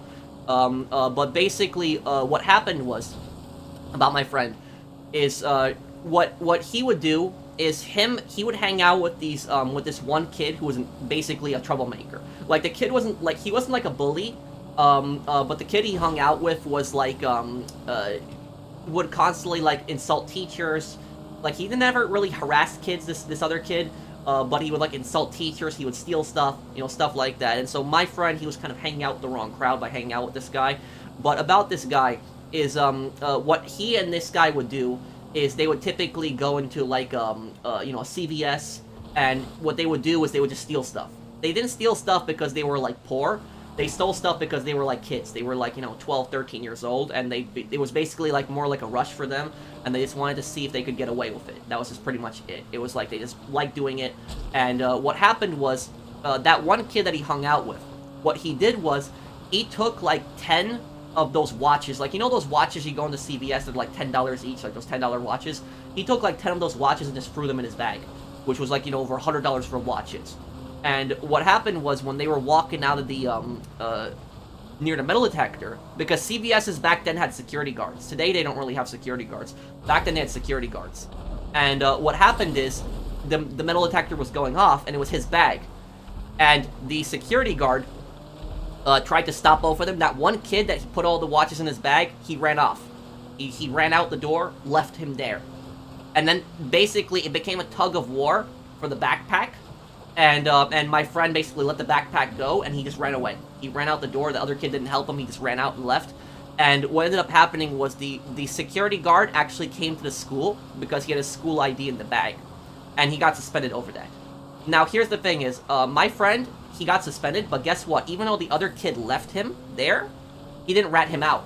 He didn't say who the other kid was with him that was stealing also.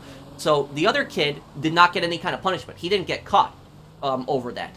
And so because my friend wasn't going to testify, or I don't know if the word is testify, but basically rat him out, say he was the accomplice, my friend ended up getting a higher punishment.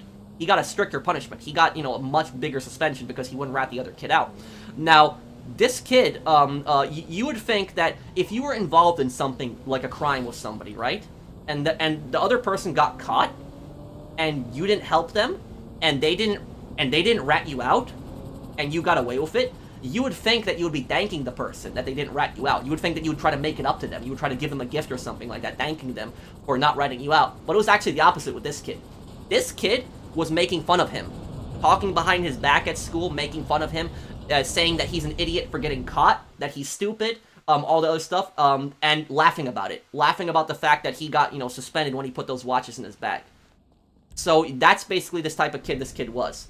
So, like, literally, it's like he didn't rat him out, even though they were both doing the exact same thing. And he has the nerve to still make fun of him after he got caught and he didn't, when he could have easily ratted him out to get a lesser punishment. But he didn't rat him out. And he confronted him in the cafeteria one day, and he asked him, why are you talking so much crap about me? And the kid said, because you're an idiot. You know what my friend did at that point? Just knocked him to the ground. Like, knocked him to the ground, and he hit him bad. Like, just knocked him to the ground like he was out cold. And the thing is, though, is that my friend, I have never ever seen him act like that. I've never seen him do something like that. That honestly surprised me that he could actually be violent, because I've never seen him, do something like that. So, like, this kid, you would never imagine that this kid would punch somebody, like, just knock somebody out like that. But it was because he was at his limit, and he snapped. He got in trouble for this. He did not rat this other kid out, and then the kid still had the nerve to basically talk bad about him behind his back. So he literally knocked him out. That was that was it. He got knocked down to the ground, and he and he ended up getting suspended. So my friend got suspended, but here's the thing: is when my friend got suspended, his parents got really angry at him. They were like, really pissed at him, saying, why did you, get suspended? And they were about to like ground him, but he told them, that he punched this other kid, the kid that he was involved with, and the parents were like, oh, okay. So, like, the parents weren't even, pissed about it. Like, the parents weren't even pissed that he, knocked this kid out. I'm not saying he did the right thing, by doing that.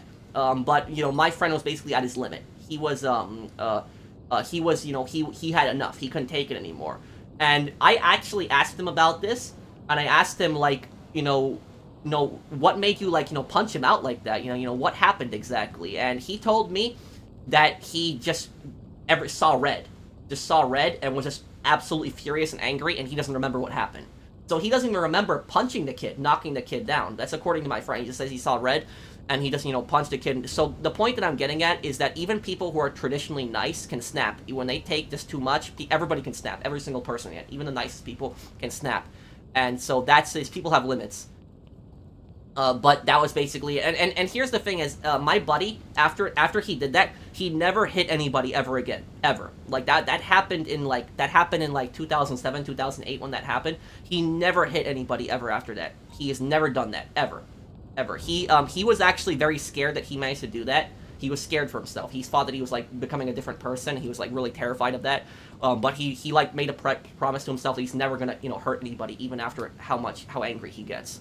So that's basically what I'm getting at, is that even the nicest people can snap. So like don't be a scumbag to people. Always be nice to people. You don't know what people are going through, and that's there's no reason to be a scumbag. But literally, honestly, is I'm not gonna say that the kid deserved it, by getting knocked out. But I'm gonna say also is I don't have sympathy for him, getting knocked out, because that kid, for somebody, like I said, for somebody who doesn't rat you out. Like, he literally is, like, he could have ratted him out, and that other kid could have gotten a bigger punishment, but he didn't, rat him out to save himself. And you would think that somebody doesn't rat you out, you'd be thanking them, not talking behind their back. But that's basically, yeah.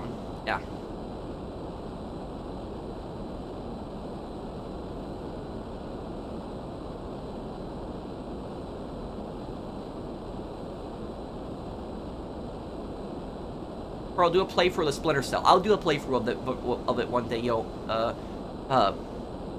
Yo, I'll do a playthrough of it one day. Thank you for the super chat.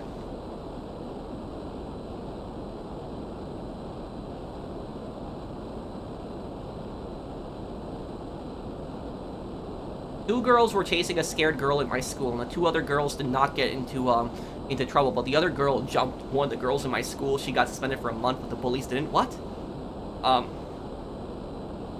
That's stupid. So wait, the girl who jumped the bullies got suspended, but the bullies didn't? Well, Patrick with a degree in law enforcement. Wait, what do you mean, Golden Eye?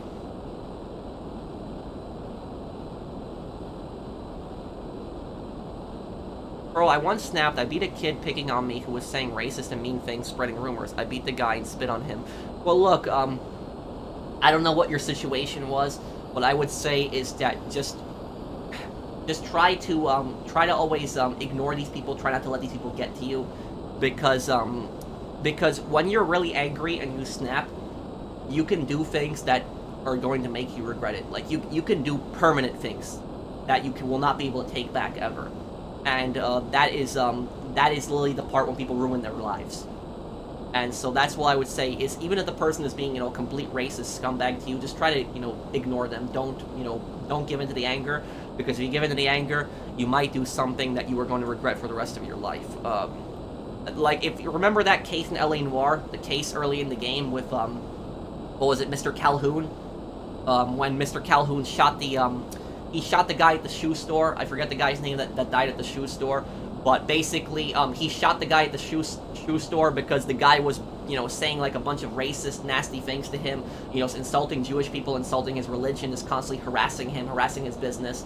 And he snapped one day, he got pissed off, went over, took his gun and shot the guy. That murder could have actually been completely prevented. It could have been completely avoidable if Mr. Calhoun had just, controlled his, anger. You can't let these people get to you, because, like, when people snap, even the most peaceful people, when they snap, they can do things that they would never think they could do.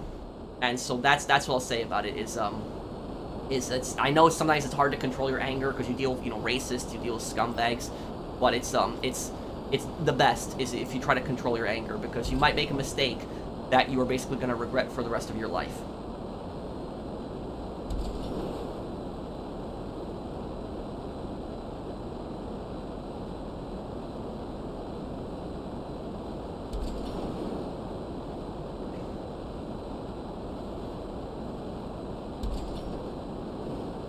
If law enforcement,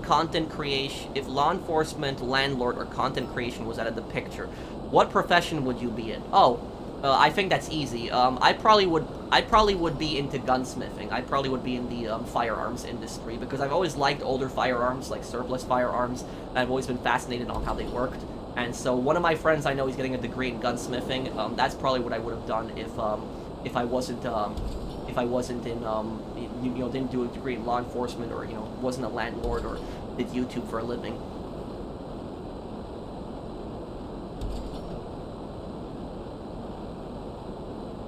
Let's how much of these get here.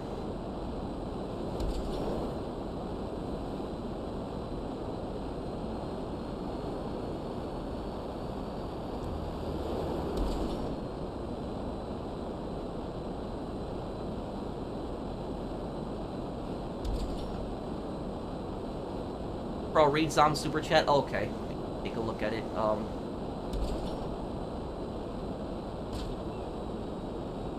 Did I just hit a bird? By the way, I heard like.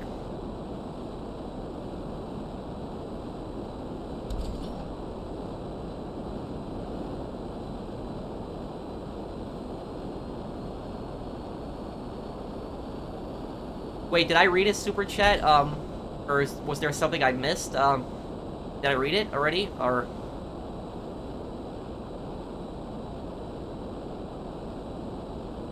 wait, did I read your super chat already? No, I didn't. Okay, hold on, I will read it right now. Hey, True Gamer, how are you, man? Hold on 1 second, let me read your chat, I'm sorry. I'm sorry, Mr. Chat Michael, let me read it right now. Hold on.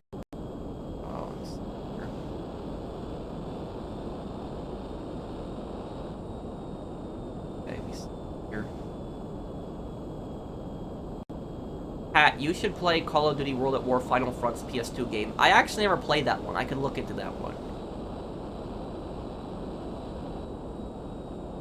I will, I know that's the PS2 game that they made when there were still PS2 games were being made instead of World at War. At college, some kid was begging for an iPhone. Some kid was begging money for iPhone store. Wait, what? Orion, thank you for the super chat. I missed Nikki's super chat? Okay, I'm sorry. Hold on 1 second. Let me see. Yeah, but aren't condos apartments but just luxuries? Yeah.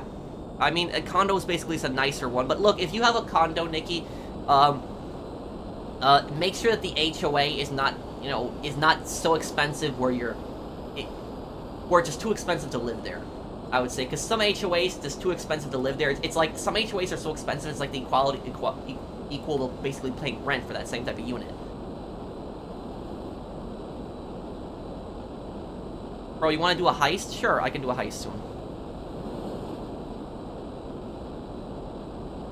I'm sick right now, but I want a Big Mac. Keep it up, bro. Thank you, yo. Thank you for the super chat.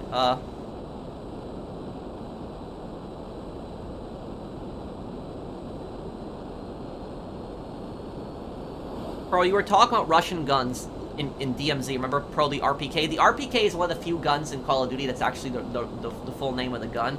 The RPK and the RPD are really the same machine gun, but the only difference is the RPD is the belt-fed machine gun, where RPK, it's a detachable magazine.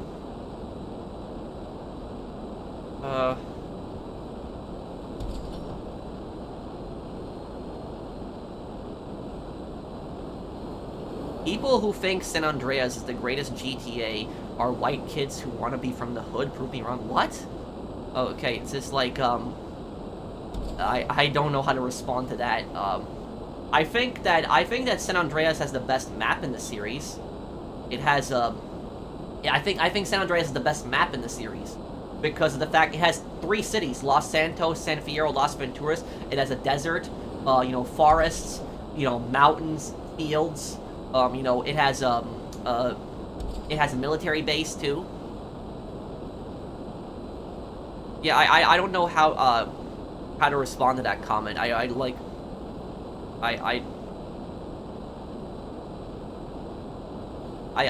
know how to respond to that. It's like a weird super chat. Yeah, I'm glad my World at War video got reinstated. They use the same ammo, the RPK and the RPD, 7.62x39. Yes, you are correct. And it's also the same ammo that the SKS and the AK-47 fires.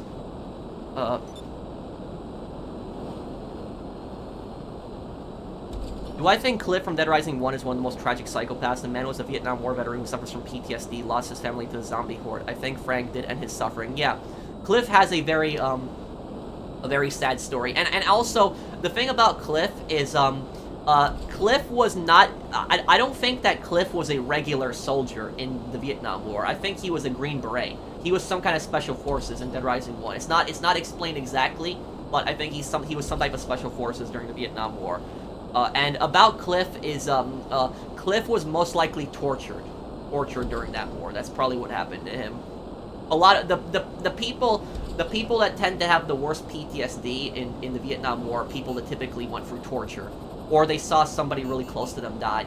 That is those are typically the people that have the worst PTSD. So Cliff possibly was tortured, or he saw somebody close to him die. Well, Cliff was a pretty big guy, also, wasn't he? The people who were tunnel rats typically were not big guys.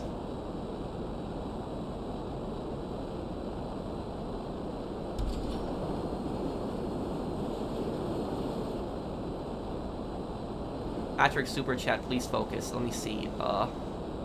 Oh, I'm sorry. In GTA 5, in the mission Meltdown, in modded terms, if Devin instead got a corrupt noose unit to raid Michael's house instead, they would definitely deploy heavy response units as retaliation bomb suits. Well, I think Merryweather severely underestimated Michael.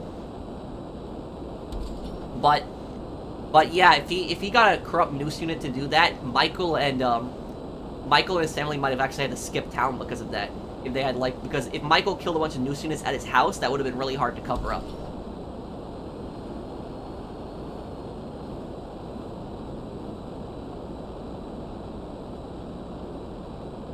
What was a case you learned about that you still think about to this day? There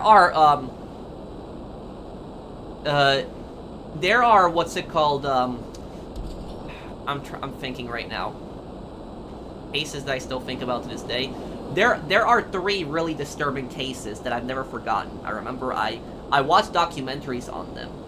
And these 3 cases that I watched documentaries on them, I never forgot these cases because it's how... I don't remember the names of the people that are involved, but I basically remember everything that happened. And these 3 cases, I would say, are the most disturbing. There was this one case. It happened it was either the 1980s or the 1990s. It happened in Colorado Springs, Colorado. But basically, this big biker guy, what he did was, he killed his girlfriend. And after he killed his girlfriend, he decapitated her, and he tried to flush her down the toilet, like what was left of her. This is a really disgusting, disturbing case. And when the police were puzzled by a motive, like they didn't know why he did that exactly. And when the police actually arrested the biker guy, and they actually asked him why did you do this to your girlfriend? He said to the police, because she was trying to kill me with kindness. She was being too nice to me, and she was trying to kill me with kindness. That is really what he claimed was the reason he did. He was something wrong with his head. He had clearly some massive mental issues. He was not right in the head. And what happened is, he wasn't, normally an insanity plea might have worked for him. He might have been sent to a mental asylum, but instead of being sent to a mental asylum, he was actually sentenced to life in prison. The reason he wasn't sent to a mental asylum was because he told the detective, don't tell my mom what I did. So, this was a grown man, a big biker guy, a grown man, killed his girlfriend, decapitated her, tried to put her in a toilet, and said she was trying to kill him with kindness, and then he told the detective, don't tell my mom what I did. And the thing about that is, when he said that to the detective, don't tell my mom what he did, he is admitting to a degree that he knew what he did was wrong. When he said that, don't tell my mom what I did. So, to a degree, he was admitting that what he did was wrong. An insane person is not able to tell what they did was right and wrong. And so, basically, because of that, his entire insanity plea failed, and he got sentenced to life in prison because of that. That was a disturbing case. There's another case, and I think this case, is the worst one.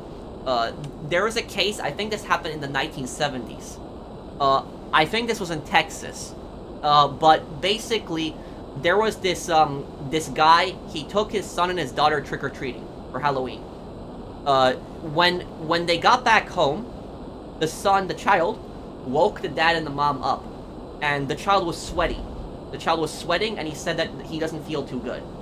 The parents took the child to the hospital, and it was actually found out that the kid had ingested cyanide.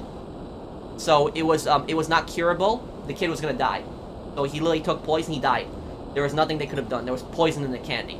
And for people wondering, that entire scare, that entire poison candy scare, it actually comes from this case specifically. Some people are scared on Halloween that some crazy person's gonna poison candy. It actually comes from this case. This is actually the origins of it. It was in like the 70s or the 80s when this happened, and the dad ended up the child died. The dad talked to the detectives, and the dad told the detectives that he thinks he knows the guy who did it. He took the detectives to this one house that he went trick-or-treating to. And the one house that he went trick-or-treating to, that guy, nobody liked that guy in the neighborhood. Like, this was like a guy that was like really rude and nasty. Like, everybody knew that guy in the neighborhood and people didn't like him. He was not a nice guy. But just because somebody is not a nice person does not mean that they're a killer.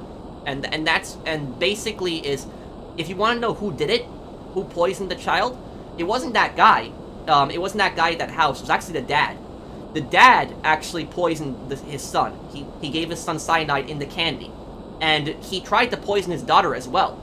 But the daughter did not eat that candy, and the daughter ended up surviving. The son wasn't that fortunate, and the son ended up dying. And you're wondering, why would a father do that? Why would a father poison their child and kill them? The reason the dad did that was because he wanted to collect an insurance payout. He wanted to kill his kid for money. He took out an insurance policy on his child 1 week before he killed him. Who takes out a life insurance policy on a child? Who does that? I never heard about that. Somebody taking out a life insurance policy on a child. But basically, that's how the police found him. Is they found him because they checked the life insurance policy, and he was going to get a big payout. And he was trying to kill his daughter as well because he took out a life insurance policy on the daughter too. But the daughter survived. She didn't eat the poison candy. And as for the wife had no idea this was happening. She didn't know about this. She didn't know that this was going on. The wife was not part of this at all. The wife was innocent in this. And he tried to frame that guy. That guy that was like, rude in the neighborhood. Also, if anybody knows, if anybody has a heist, invite me. I'll help you with heist. So that guy was trying to frame the rude guy in the neighborhood. He went to the rude guy's house because he knew that everybody in the neighborhood didn't like him, and he was basically trying to frame him for the murder. And so that's where the whole poison Halloween scare candy comes from. It comes from this case. This is the origins of this case. So it wasn't a crazy person that was like poisoning kids on Halloween. It was a dad who poisoned his own son because he wanted to collect life insurance money. That was it. Like, how horrible of a person can you be to poison your own child for life insurance policy? That's like a horrible, like one of the most evil, despicable persons on this planet. It was 1974. It was 1974. That's when it was. So I was right. It was the 70s. And the story gets crazier. The story gets crazier about this, guys. So this dad, the police had to put an extra protection detail for him in his jail. So when the police arrested him and they kept him in jail awaiting his trial, the police had to assign extra police to the jail to protect him, because the entire town was angry, and there was like a mob of people that were gonna kill this dad for killing his child. So like there was a mob of people that were gonna like kill this guy, and the police literally had to assign extra police to the jail just to protect this guy awaiting his trial. And so imagine if you're that cop. Imagine if you're that cop assigned to protect a guy who poisoned a child. Like, imagine like being in that type of situation, like just that you have to protect the guy who literally just poisoned his child to death. But the story does have a good ending. The story does have a good ending. The guy was found guilty, and he got the death penalty. He was executed. So he was given the death penalty. He was executed. So that's the good thing, is that at least had a happy ending where the guy got executed. But that was that's a case I never forgot about, because it's how disturbing it was that somebody can just do that to their own child. Just like that's like pure evil, absolutely pure evil. Ronald Clark O'Brien was his name. That was the guy. Let me look up when was he executed. Let's see what year was he executed, because I know that death penalties usually take like really long. Let's see here. When was he executed? 1984. It's when he was executed. So he was executed about 10 years after the murder happened. It was in Texas. So this is one thing I like about Texas, is I like that Texas does not mess around with these people, like these horrible people. They're gonna put them life in prison or give them the death penalty. And so that was it was good that Texas executed that guy. Horrible person.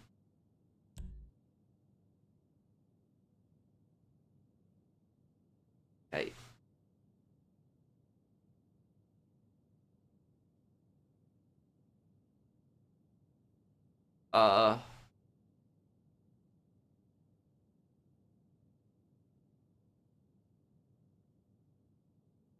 What thing did I not like in Fallout 4? It was that the dialogue sucked in Fallout 4. It was terrible.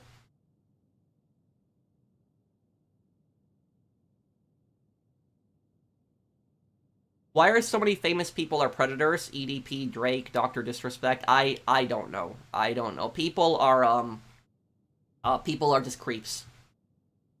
The other Death Row inmates hated him too. Yes, they did. On Titan.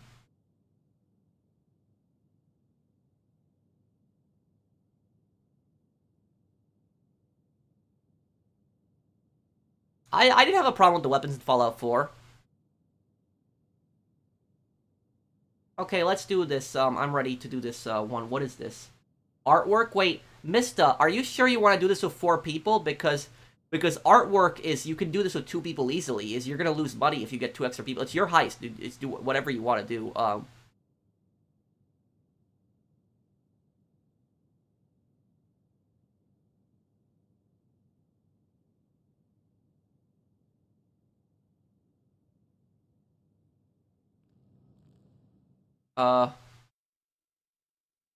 Thank you, True Gamer. Thanks, man.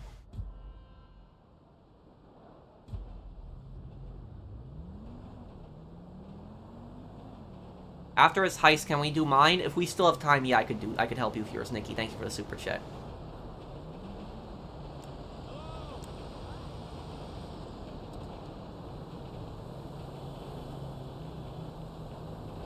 Walk with your eye. A Ford Excursion? No. What's your story, Phoenix? Yes, I did hear about that Emily, but I'm not gonna get involved in politics.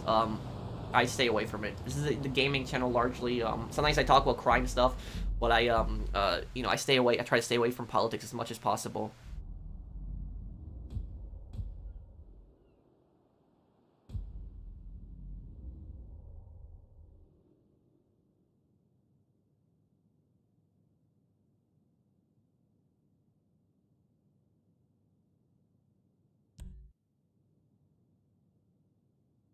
Okay, I'm ready whenever you are.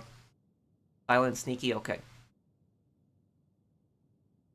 Bro, can I play with you at least once, Patrick? You can join my session. You have me added as a friend. You can join my session anytime. You don't have to ask to play with me.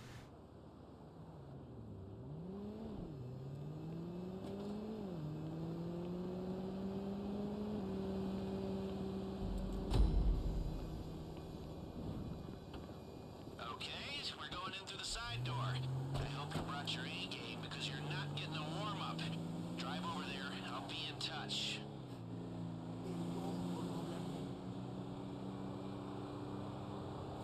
Okay, softly approach.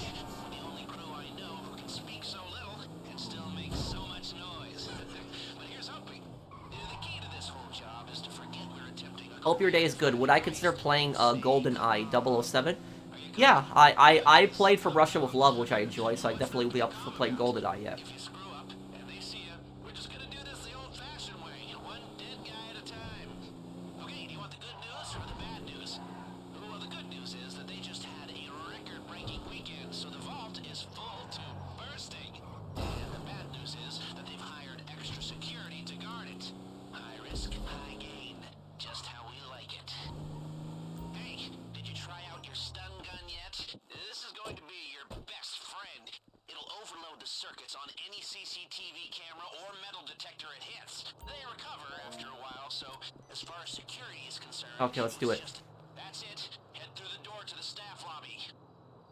The reason why the Lenin statue is in Seattle because an American bought it from a Czech scrapyard for $40,000, hoping to attract more customers to his restaurant. That was back in the 90s. And the city of Seattle is still defending this statue.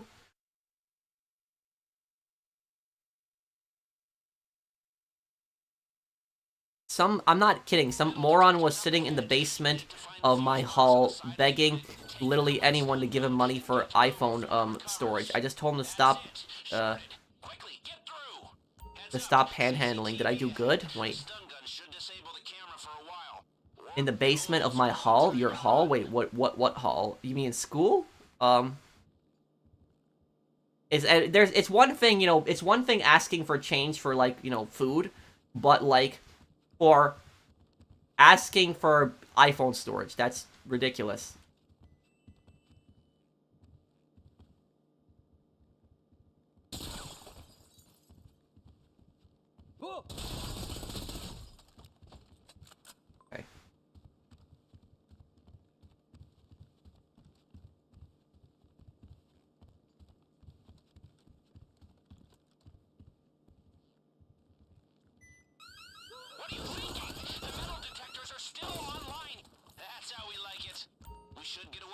one, but take out one more camera and they'll know something's up.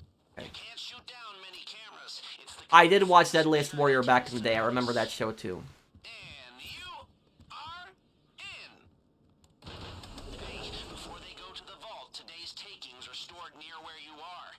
It's up to you. Mista, go in there, knock that guy down, and get the money in the safe. System. One of you needs to hold the access button in the security Get in the room. The other runs through and grabs the cash. Okay. The cash is on the cart. Don't get distracted. One of the worst things to happen with scummy YouTubers, they get called out by Charlie White, Moist Critical, or CopyZilla. Not an exaggeration. Yep. CCTV ahead. There's also the, The camera for a while. Or go old school and what's the other guy's name? Damn. There was, like, a guy who sits at, like, a desk with his webcam also, and he talks with the scummy YouTubers. I forget the guy's name. I think he's Canadian. Forget the guy's name, though. Is it Some Ordinary Gamers? Is that the guy's name? Alright, that camera just went down. It'll be back online soon. And remember, if you bring down too many at the same time... Ordinary Gamers. Yes, that's him. Okay. Remember, these people aren't idiots. Okay, here we are at last, the lower level. Naturally, it's heavily guarded.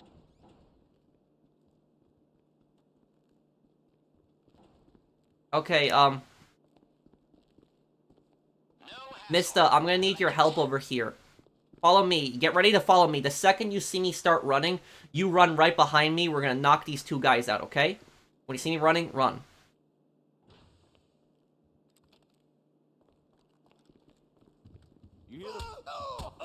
Okay, there we go. Taken care of. Okay.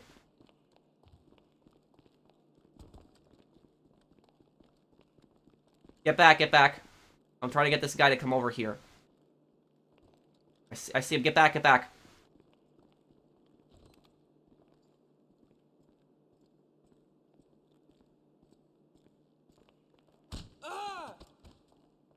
Okay, come on. Without a sound. You're so close. See that security checkpoint? The man trap is just beyond it.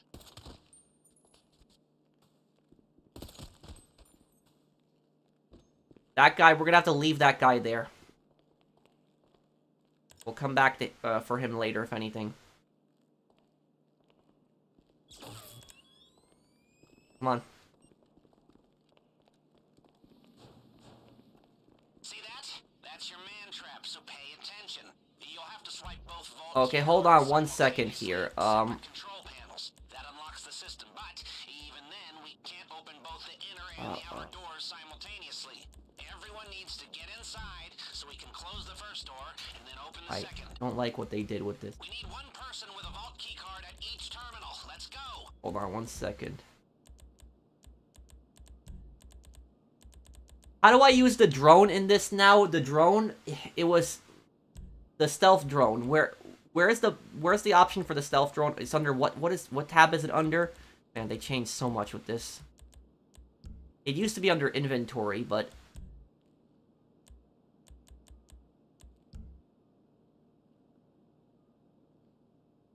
viewers are asking the professional of potentially joining the cartel for money? What? No, I know he can't see me, that guard. But is it under services?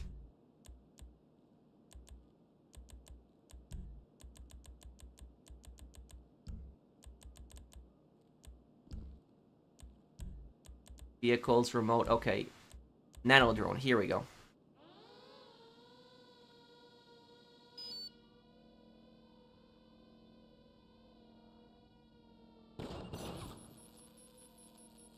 Okay. Hopefully that did not trigger the alarm. Tranquilizer gun is L1, okay. People forget about this little drone here. This drone is actually very useful.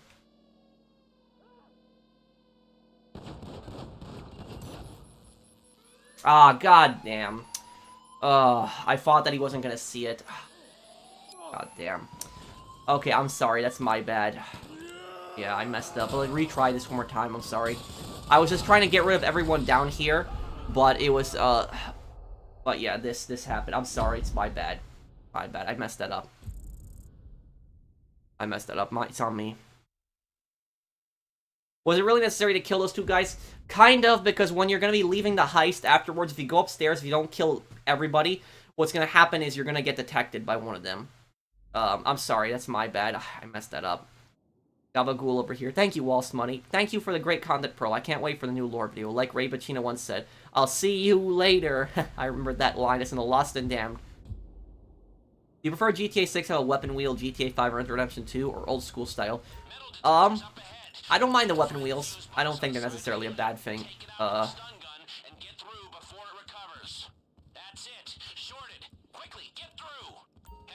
CCTV ahead. The stun gun should disable the camera for a while.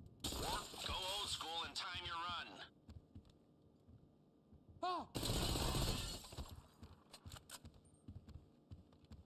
Okay, I'm sorry about that. That was on me. I messed that up. We should get away with that one, but take out one more camera and they'll know something's up. Well, he's not ringing the alarm. You can't shoot down many cameras. It's the kind of thing security tends to notice. Okay. Don't mind if you do. Go in there and knock him out. Hey, before they go to the vault, today's takings are stored near where you are. It's up to you. Get in the room. Might be worth a detour. Okay. It's a two-room system. One of you needs to hold the Thank you, Seth, for that super chat too. The other runs through and grabs the cash. The cash is on the cart. Don't get distracted. This is just a starter. Heads up. CCTV ahead. The stun gun should disable the camera for a while. Or go old school and time your run. Only one way down from here. One step at a time. I need my inhaler just listening to you. Okay, here we are at last. The lower level. Naturally, it's heavily guarded.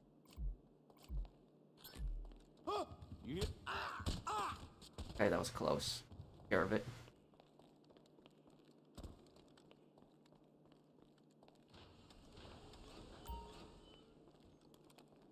Stay on the staircase. When you come down here, don't exit the staircase yet, because the guy's coming. Okay, you're good now. You're good now. You're so close. See that security checkpoint? The man trap is just beyond it.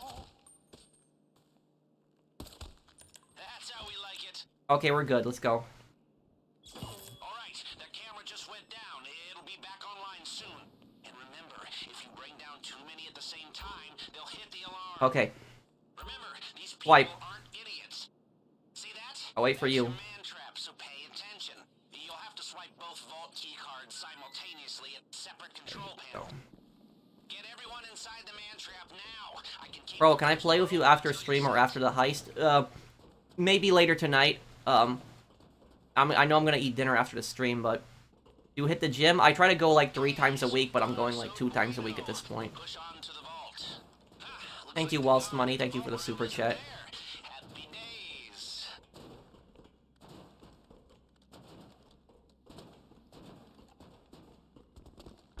I know this is a special moment for you down there, but trust me, it's about to get a lot more special on the other side of that door. Break out the laser drill, let's do this!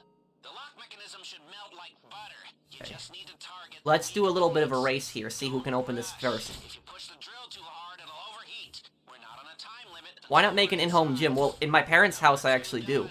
I have one which I'm visiting right now. I made one in the basement. That's disc 3.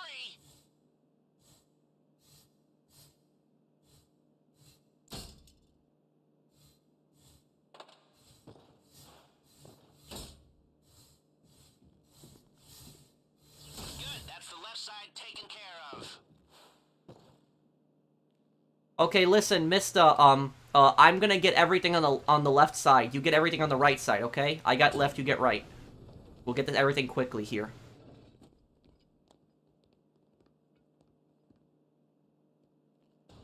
The art will need to be cut out of its frames. Shouldn't affect the value much. Go! Good news. Seeing as we stayed under the radar, we have a little more time here. What gas do you think they're using for the vault? Strong enough to damage you even if you have a gas mech. It's either chlorine with a tiny bit of sarin. For too long, it triggers the alarm as a failsafe. And, did I mention that if the alarm goes off, Or green cross. I actually, To answer your question honestly, Lendon, I don't know anything about gas. I always assumed it was tear gas. Drill 'em if you've got the time, but I can't promise you there'll be Oh, anything wait. good inside. This one.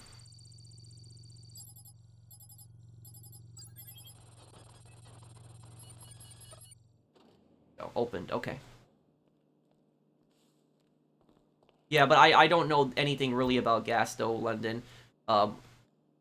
I know chlorine isn't chlorine gas yellow in color though? Isn't this supposed to be yellow, not green?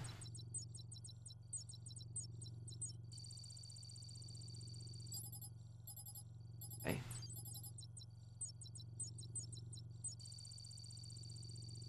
Opened. Okay. What's your favorite McAfee drink? You mean in McDonald's? I always just take the shakes, a strawberry shake, usually what I take.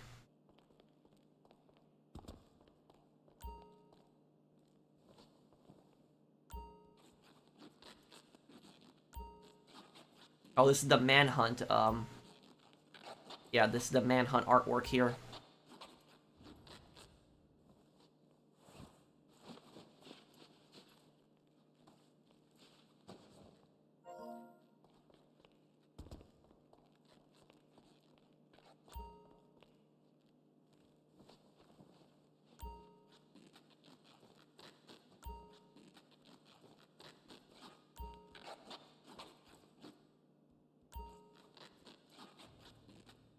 Okay, here we go.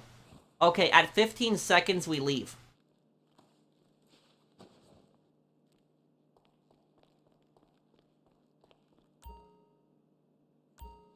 What mission is this? Casino Heist Stealth Approach.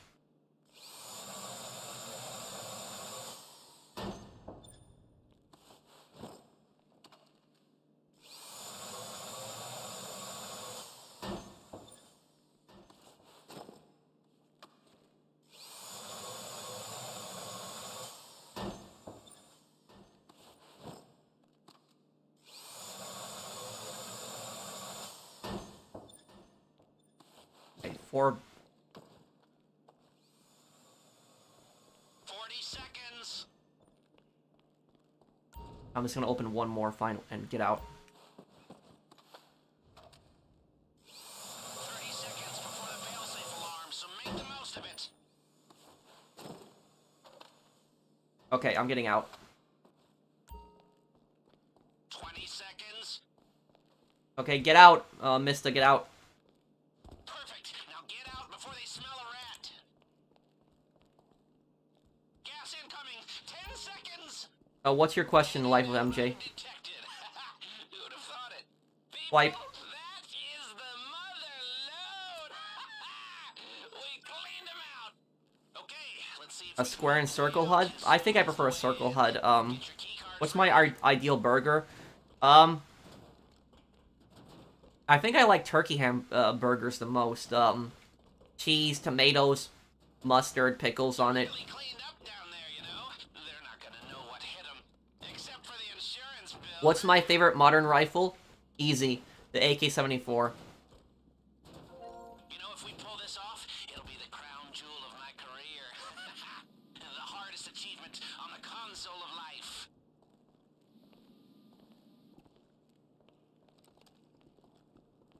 We have to take care of everyone down here, because if we don't, they're gonna raise the alarm the second we go upstairs. Did good down there. This is gonna be a nice little heyday, and a whole lot of smug satisfaction. Oh,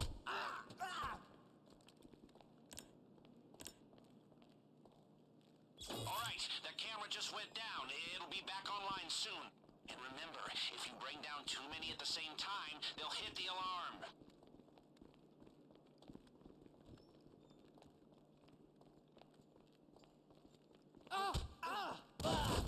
Oh, how did he hear that? Oh my god, I'm sorry. I got rapid fired just now. That's the rapid fire glitch. I literally just got rapid fired. Ugh.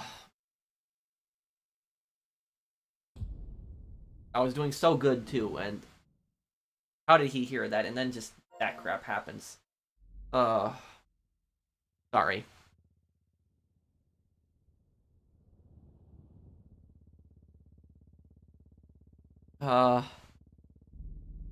Fluorine is a bit of green and yellow. Phosgene, I believe, is kind of like thick gas in terms of visibility, almost transparent, much more lethal to lungs.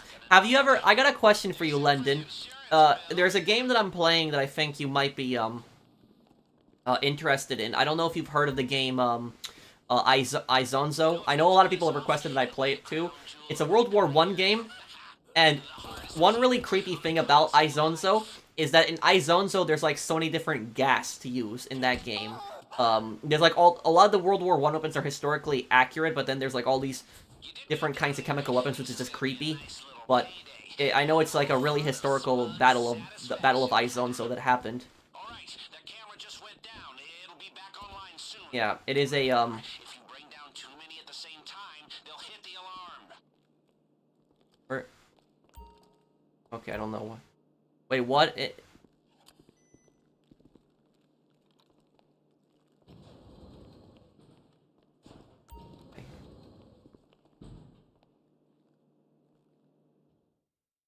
Wait, what, Enjoy? I don't understand. Good news. The bad news is they did a spot check on the vault, so they know it's been robbed.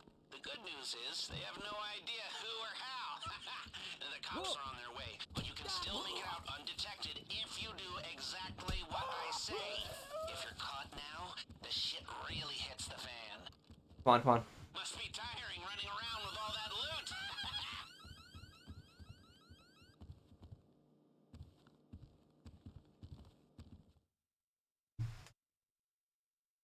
Why is mustard gas called mustard gas? Because the yellow, You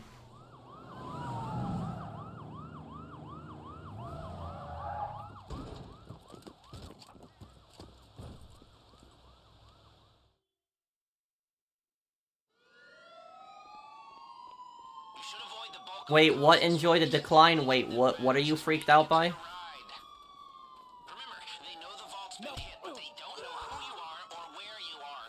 They have patrols sweeping the whole place, and all the civilians have been evacuated. So if they see you, they'll know it's you. So just stay out of their way, keep your cool, and get to the buyer. The driver has the getaway car in position. I've pinged you the GPS. Get to the buyer, don't bring the cops, and we're home free.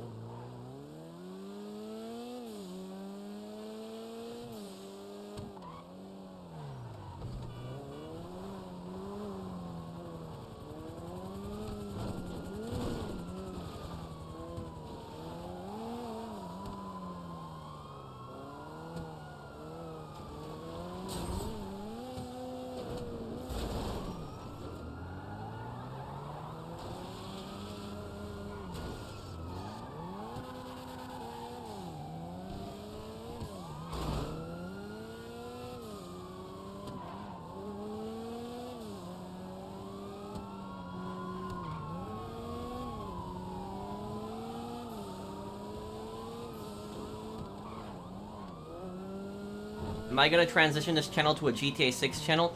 Well, I want this channel to be an all kinds of channel, but really, if you want to ask my opinion what I want this channel to mainly be, I want this channel to be a channel that focuses mainly on crime games. That's what I want to be. Like, I don't want to be a GTA channel, I want to be a channel that focuses on crime games. And by crime games, I mean any kind of games that involve crime. Like, it could be a cop game, it could be a gangster game, so it's, mainly crime games. A game where he plays a vigilante. Those are always my favorite games. My favorite games, the games are like 90% of the playthroughs are usually crime games.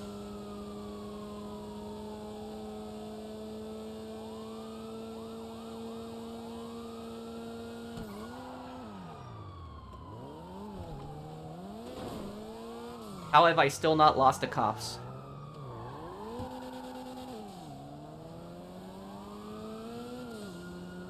I know there's a game called Mafia Simulator, which I want to do a playthrough of that when that comes out. One of my friends actually sent it to me the other day.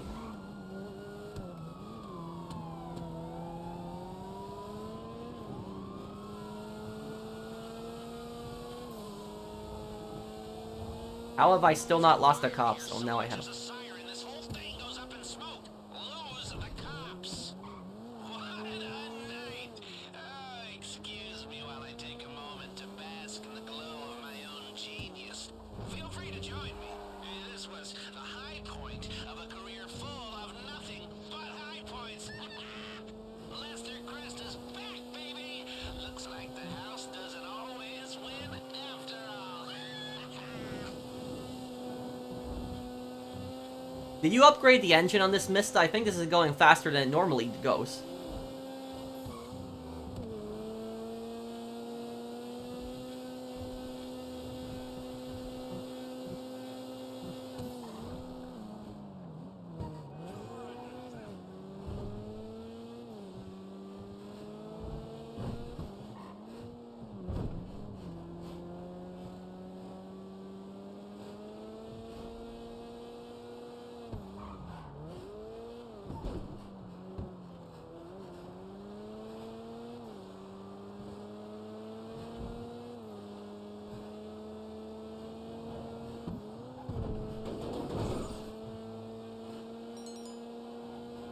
Okay, well...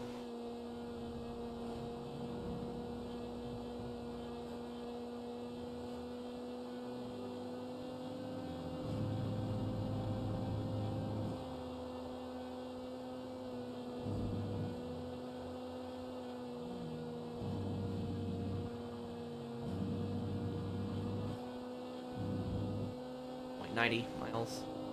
Favorite Japanese show? Well, my favorite anime would be Golden Kamuy. I like that one a lot.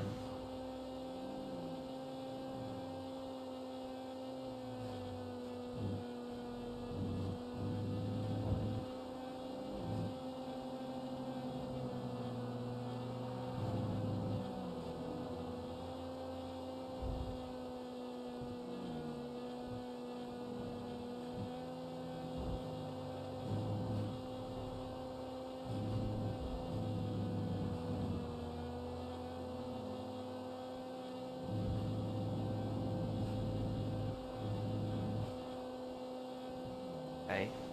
If I ever want to play Vice City, want to challenge, play the Titan Vice mod to make the game harder.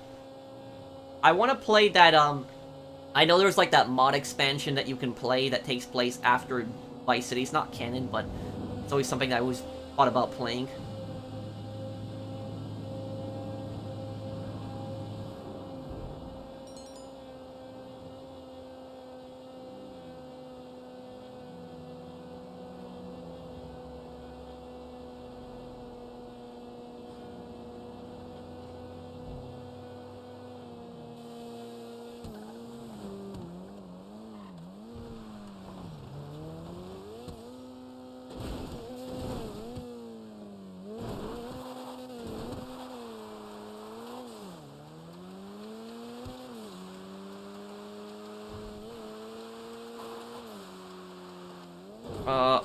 I'm gonna read the comments just 1 second. I just wanted to escape. Okay. Okay, let me see.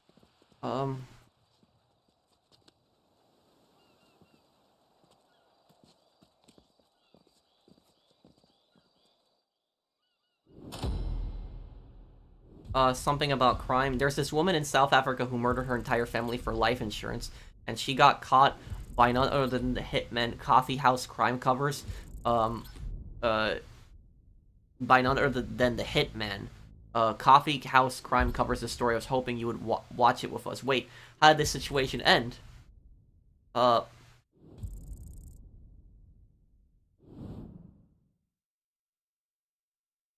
Chino Vice, I think that's it, yep. And guys, listen, if I don't read your comment, just repost... Oh crap, hang on. I gotta mute this because that's gonna get a copyright claim. Look, if I don't read your comment, just post it again. There's so many comments and sometimes I'm a little distracted in the game, so I'm not reading like the comments. But I can help you sell your MCs another time. Golden Knights can't at the moment right now.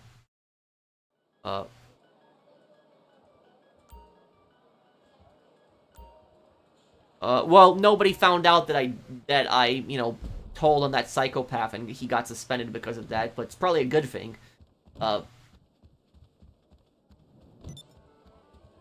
But yeah, Jake was a bad kid. That was a bad kid at my school when I was middle school. He was a horrible kid.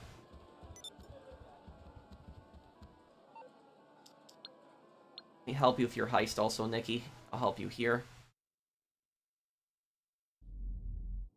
Professional Facebook AI said Iran is in a dictatorship. Oh my god. Okay, well, it's just... what kind of heist is this, Nikki? What is the, what's the target?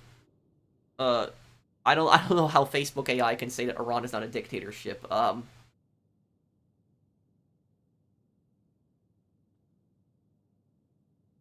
The hitman turned himself in and went with an undercover officer, and she told him specifics on the job. She planned to murder her sister next. The confession was enough to get her arrested. Oh.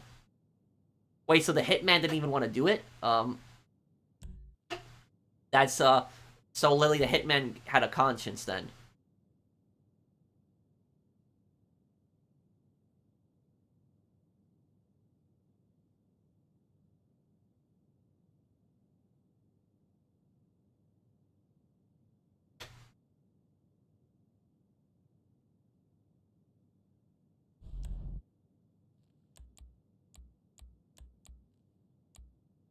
Keep the Watchdogs outfits. Yeah, these. Keep the Watchdogs outfits. These are good.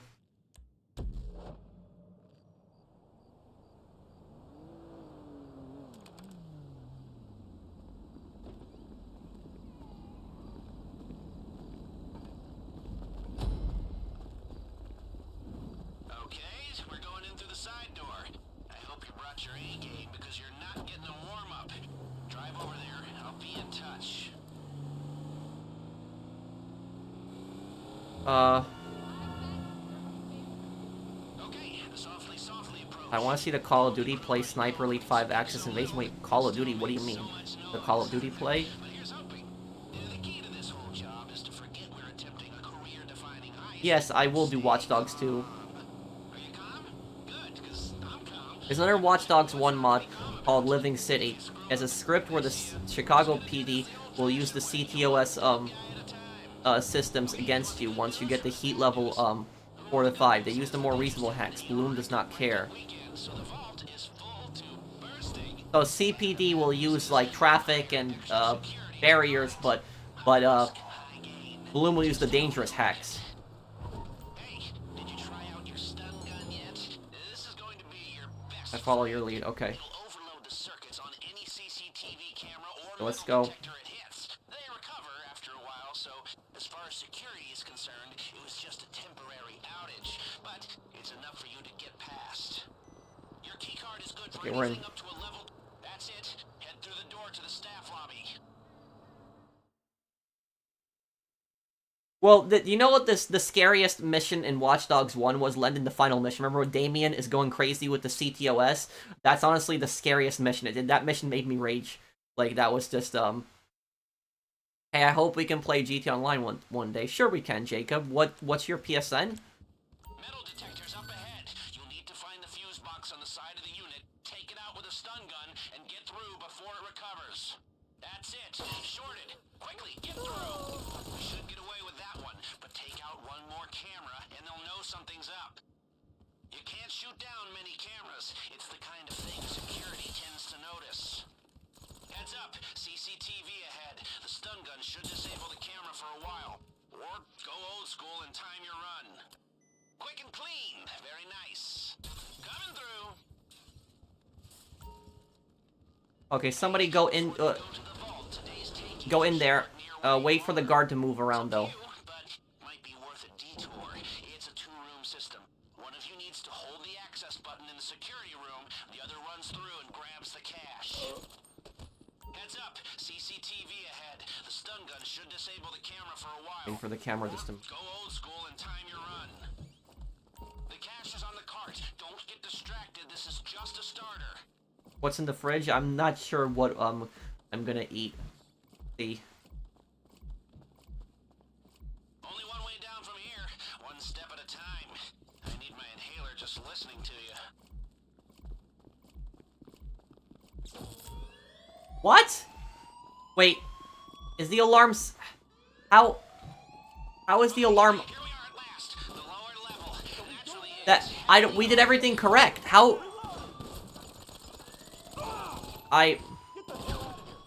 I'm visiting my family right now, Wasabi, so I'm just not sure what's in the fridge. I'll have to look. Probably cook myself something, but... Any tips on Mountain Blade Bannerlord for... Mountain Blade 2 Bannerlord for beginners? Don't start fights that you can't finish. That's probably the worst mistake that people make when they play Bannerlord. What are your thoughts on YouTube's new gun policy? Great question, Zesh. I think it's stupid.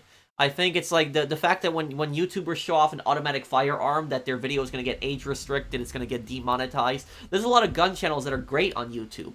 So, like, I don't know, like, you know, like, Hickok45, for example? Hickok45 had to delete, like, over 100 videos because of that new policy. It's stupid. And Hickok45 is not a bad guy at all. Like, if you think that Hickok45 is a bad guy, you're an idiot.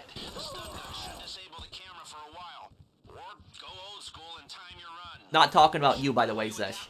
But I'm saying is that people, like, when YouTube thinks that, like, if people think that Hickok45 is, like, a bad guy, he's not.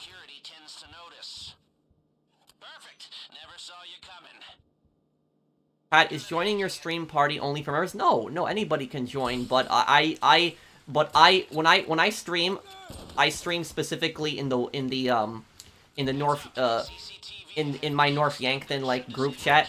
And we have to vote on everybody. If you want to get a new person in the group, you have to vote for them.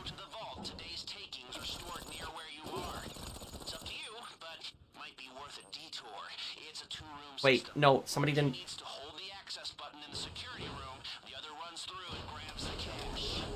But Zesh, what do you think of the new policy? If you played that final, get in there, get the cash, guys. The extra cash is in there. Yeah. What? Yeah. If you play the final mission with the Living City mod, Bloom will use all available hacks. Yeah. They don't care about civilian casualties at all. Bloom is a power-hungry company.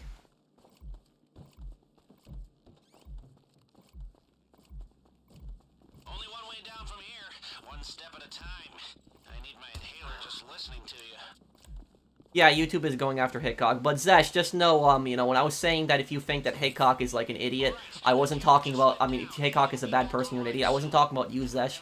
I was just saying, like, YouTube in general, they think that, like, Hickok45 is, like, a dangerous channel, when he's not. Hickok is just, like, an old guy that's retired, that just likes to shoot guns, that's it, and... The fact that they think that he's, like, a, you know, some dangerous person, that's just stupid.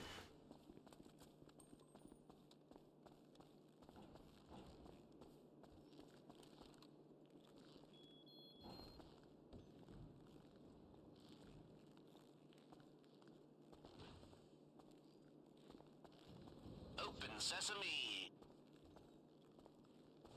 What is going on here? Wait, Zesh, are you still here? You're so close. See that security checkpoint? The man trap is just beyond it. Without a sound.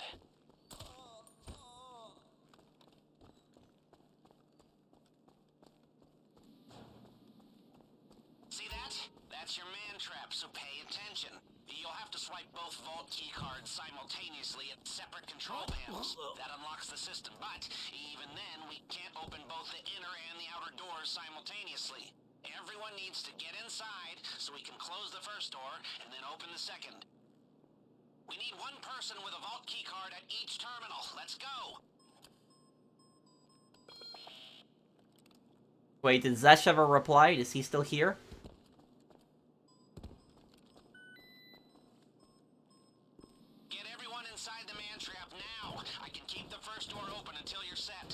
You know, the thing is, I don't know how, like, YouTube can honestly, like, restrict gun content online, because it's, you know, gun culture is, like, a huge part of American culture, and the fact that they would just restrict that, too, that's just gonna, like, just piss off us millions of Americans.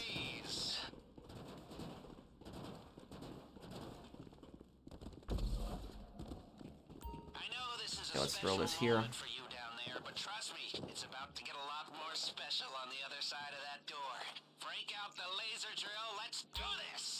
The lock mechanism should melt like butter. You just need to target the weak points. Did you hear what I said, Zesh? If you push the drill too hard, it'll overheat. We're not on a time limit until we're inside. Number 2 done. Americans aren't the only ones on YouTube. You're right, Xavier. But I'm just saying is that there's nothing wrong with gun content, like on YouTube. If people don't want to watch the gun content, don't watch it. That's just it. It's not for everybody. What I'm saying is there's nothing wrong with, like, gun channels on YouTube. And just the fact that there are these channels that have been on YouTube for, like, you know, Haycock45 has been on YouTube for, like, 15 years. Like, you know, he has like, thousands of videos. And the fact that he had to remove, like, over 100 videos on his channel just because of, like, the new gun policy on YouTube. It's just stupid. It's dumb. Very nice. It's on the carts. Good news. Seeing as we stayed under the radar, we have a little more time here. Now, your hacker can block the security sensors while you're in the vault, but only for a while. If the system goes quiet for too long, it triggers the alarm as a failsafe. And, did I mention that if the alarm goes off in here, they'll flood the place with nerve agent? No? Okay, well, I'm mentioning it now.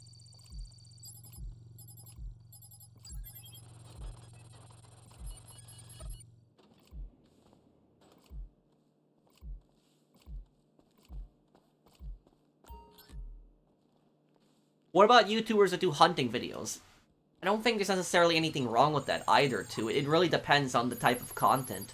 If you have, like, you know, if you have some idiot that is, like, you know, promoting animal cruelty or something like that, or, like, you know, doing videos of, like, trophy hunting, that I could understand why people are gonna get pissed about that, and you can make the argument that should be removed. But, like, having just, like, you know, having content on just, like, just guns, like, just different firearms, just explaining their history and then, like, shooting them in, like, a demonstration, there's nothing wrong with that. And I don't know, like, why YouTube is going after channels for that. It's stupid.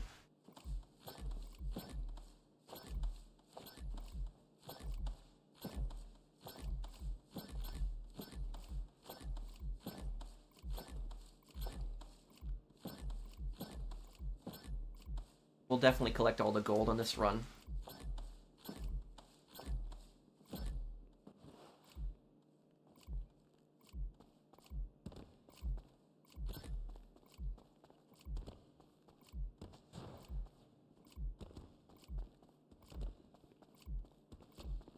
I'm getting E and F. I'll get this.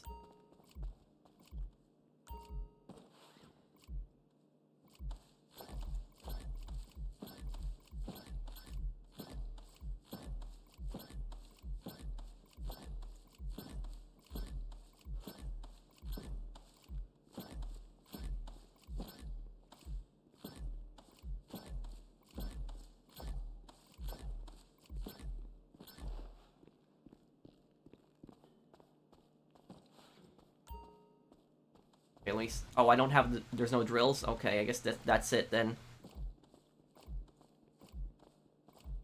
And just think about it this way, is that a lot of these gun channels have been on YouTube for a really long time. There have been no issues, they have caused no problems whatsoever, and the fact that they're just going after them now, it's like, you know, what's... 40 seconds. I don't get what the problem is, personally.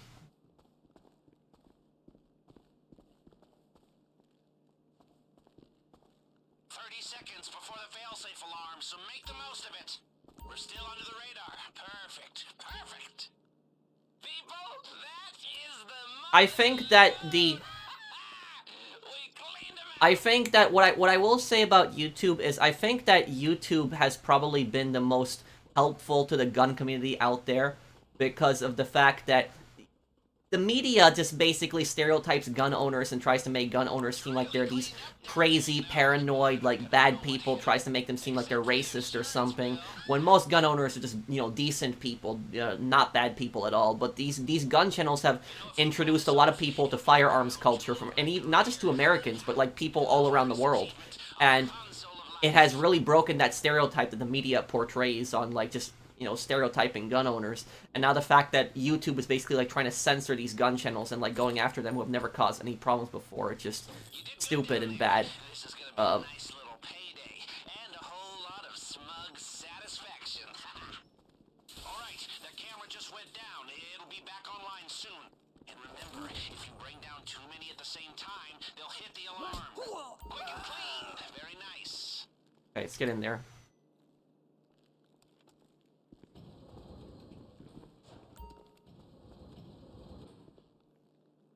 And also, when it comes to Hickok 45, I have watched Hickok 45 for, you know, years, and I have never seen him, you know, make any kind of political comments, really. The only time I've seen him ever get involved in politics is when it just affects gun ownership. That's really the only time. Like, I've never seen anything else. So a lot of these channels, largely, they stay out of politics as well.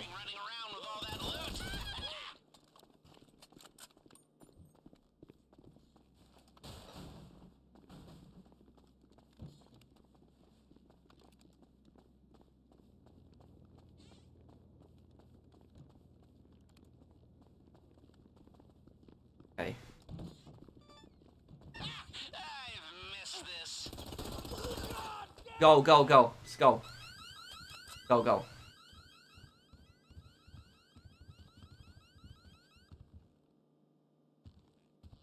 Hey, Pro, I'm not able to play with you today. I'm not in a good mood because I have a court tomorrow by a psychopath ex-girlfriend tracking me to my car. It's called AirTag iPhone device. Wait, what? You're taking your girlfriend to court because she's tracking you? That's horrible.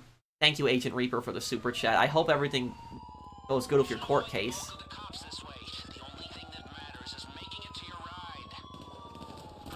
Oh crap, okay, just shoot, shoot.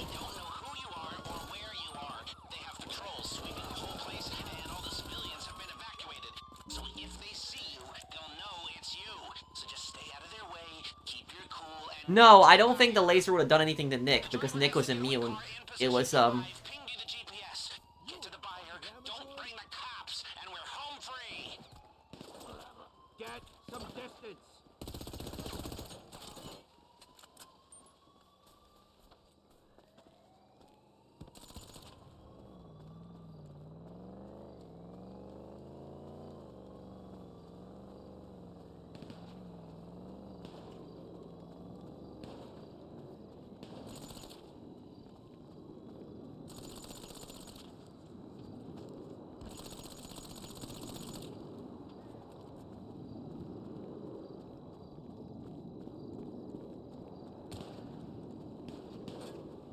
okay, we're doing really good. We got nearly $3 million. We got this. Oh, I kind of expected that. I knew that Annie was Katie. I saw that coming.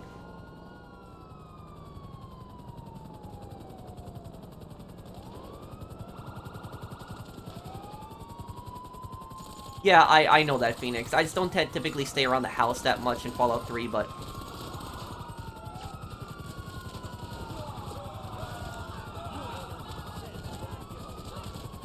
Okay, damn, I'm getting shut up so much. Okay.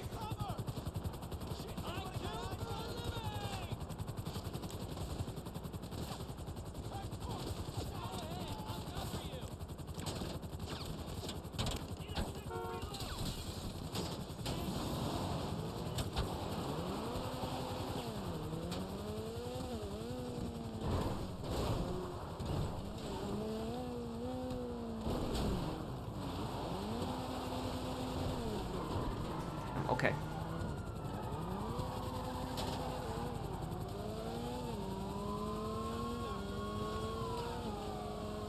No, I'm not a billionaire. I'm not even a millionaire.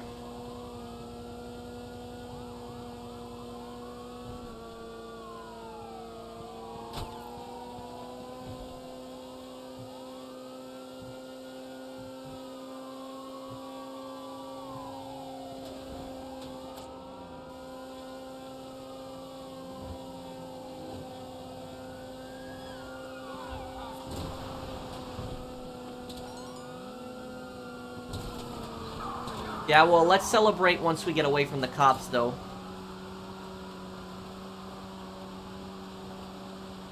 I don't know. I guess we'll have to wait and see, though, Zombie. It's very hard for anyone to compete with Rockstar. So much as a siren, this whole thing goes up in smoke. Lose the cops.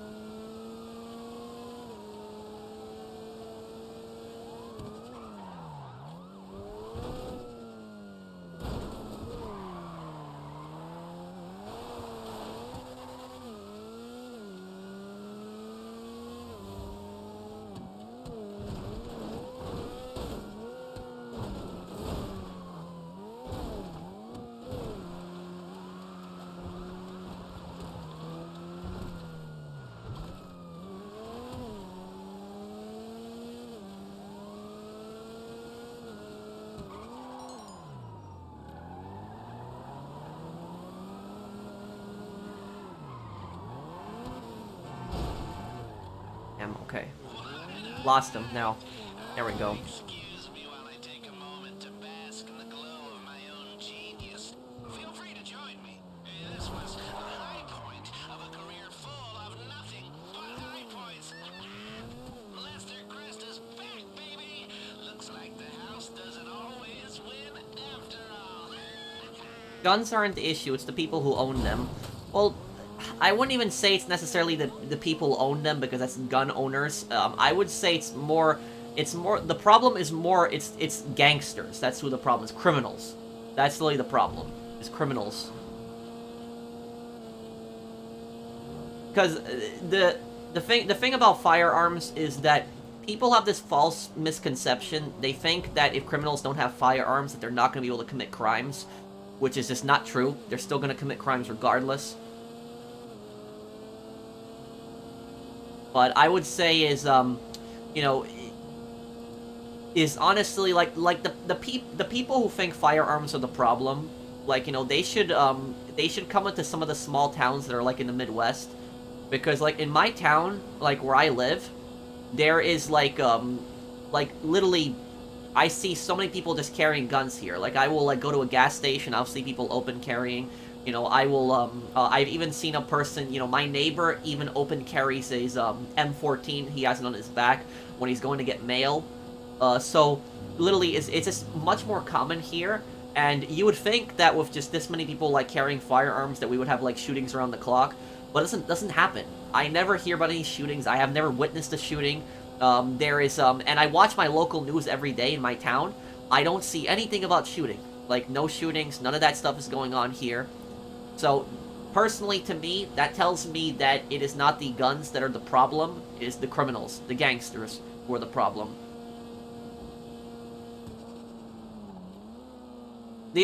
What I will say about this, though, is that the unfortunate thing is that you have people that will, they will blame, like, guns for violence, and then you have people who blame video games for violence. And the reality is it's neither. Neither video games nor the guns that are to blame for violence.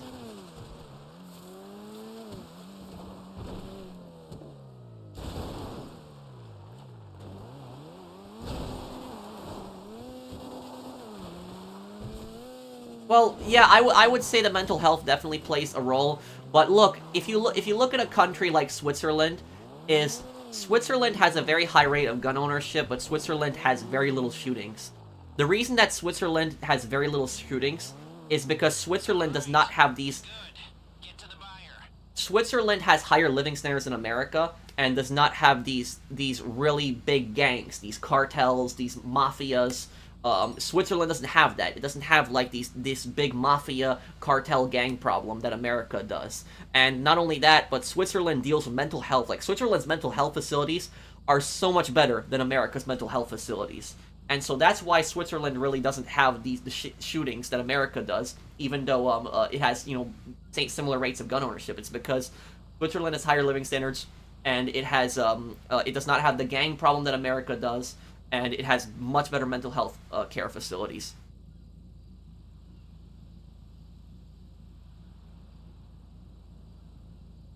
Who do I think is the most annoying psychopath in Dead Rising 2? Do you mean, like, annoying as in character, or do you mean annoying as in how you fight them? The most annoying fight in Dead Rising 2?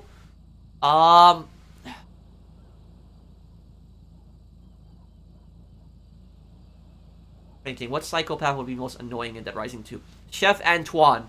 Chef Antoine is probably the most annoying in Dead Rising 2. Yeah, Chef Antoine. I never forgot him.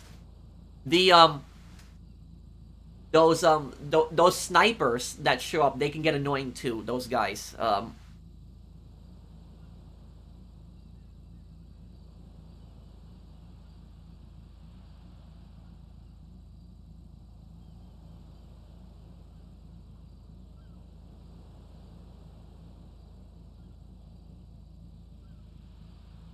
The most annoying boss in Dead Rising 1 is Carlito. You mean the sniper fight, right? The sniper fight? That's the worst one. The Carlito sniper fight is the really annoying. Yes, that was really annoying. But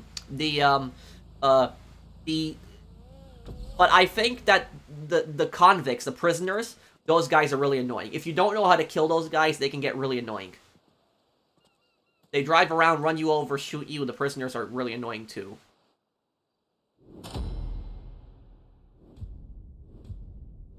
The most annoying psychopath in Dead Rising 3, trying to remember. Maybe the lady who eats so much food with the cart. That lady who drives around in the little cart. I think she might be the most annoying one you fight in Dead Rising. Because she will ram you, she'll drive around really quickly. She can get a bit annoying.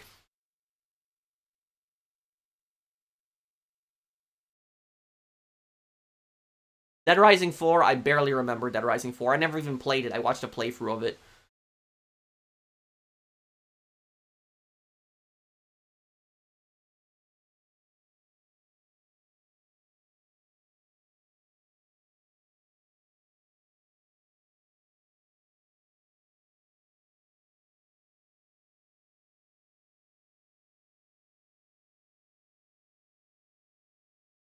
Uh...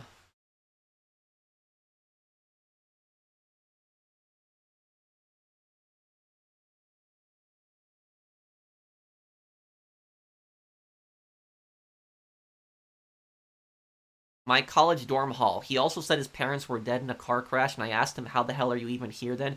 He actually just left right after that. I asked him that. What? What? That's... And this guy was asking people for iPhones? iPhone storage? Okay, I... I don't know what's the,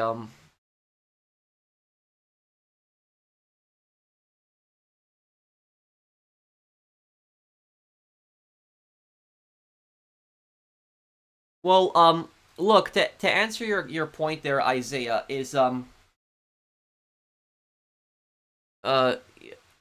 we play DMZ or GTA after this? Maybe later. I have a few things I have to do tonight, so maybe I can play DMZ later. I don't know.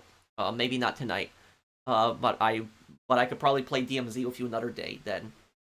But look, and Isaiah said that the government kills plenty of people. What I will say about this is that when you really think about it, when you really think about this, just think about this, what I'm about to say here, is that oftentimes when people argue that guns should be banned, they oftentimes use the argument where they say that civilians are irresponsible and that civilians are going to commit crimes, there's going to be shootings, people are going to die. But here's the thing. When you think about this, that's by that same logic, if you're going to use that same logic that civilians are irresponsible with guns and there's going to be shootings, then if you apply that exact same logic, the government should be completely disarmed. The government should have no weapons, nothing. And the reason for that is because, do you know who has actually murdered the most amount of people with guns in history? Governments. Governments are literally responsible for the most amount of mass killings with firearms. Literally, governments around the world have killed 100 times more people with guns than civilians ever have. So if we're going to apply that same logic that civilians are irresponsible with guns and they should not have guns, then the first person that we should disarm and ban guns from is the government. That is literally the first person that we should take guns away from. Because the government has shown that they are the most irresponsible with guns. The governments who have literally murdered, millions of people throughout history. Alright, and literally governments today are going to say that civilians don't need guns. So literally that's what I will say about this, is that governments have shown that they are the most irresponsible with guns, if anybody. Let me see here. However, wanted to buy a short game. If yes, I was just playing Slender. I couldn't play the Slender games, honestly. They scared me too much. They creeped me out. I don't like that. Like, you're constantly rushing through it. You gotta watch out for the guy. I liked Outlast, if anything. Outlast was a game I liked a lot. Pat, will you be able to talk tomorrow around 11 in the morning about the PC recommendations? You never sent an invite that day. If not, give me a date and time. I'm sorry. I apologize, Mr. Tiger. I have just been so busy with just so much stuff. Can I talk to you sometime in the afternoon tomorrow? And here's what, Mr. is, what just happened? Did I get kicked out of the arcade? Mr., if you can, just send me a message on PlayStation tomorrow. Just send me a message and just say, hey, you want to chat now? Like whatever time is good for you. Just like sometime like in the afternoon, and I'll talk to you. I'm sorry I wasn't able to invite you the other day. I apologize for that. It's my bad. Um, wait, what's wrong, Jack? Uh,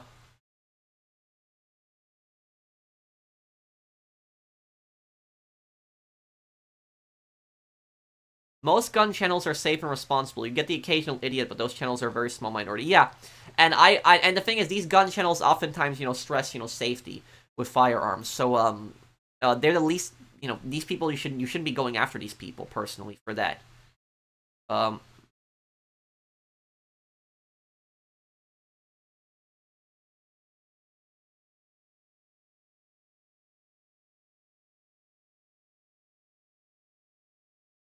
I'm not gonna get involved in politics. I stay away from politics, Zach. I sent you the script and let you cook. It's your canvas, so make it as big as you want. Okay, Blinded Eagle. I'll take a look at it a little bit later. No, I never played the true crime games. I know a lot of people have requested that I do. Uh, I haven't played them though.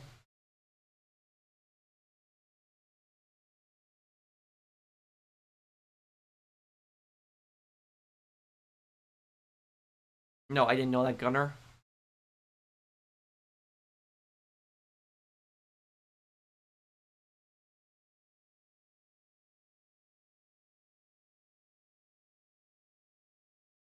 I have the iPhone 15.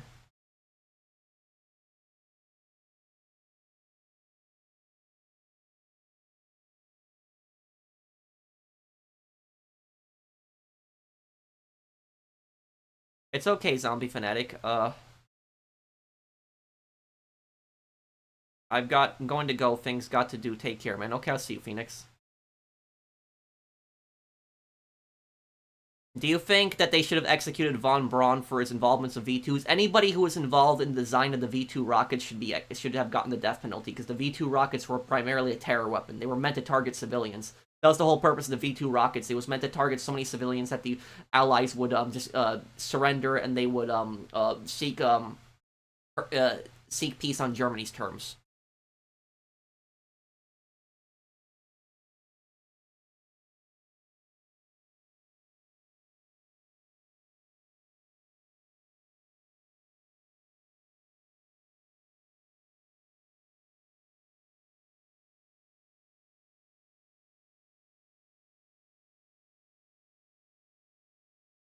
Any news on the lore video? The lore video will be coming out this week. Just give me a couple days, guys, because I'm just working on it, but it'll be a good one when I make it.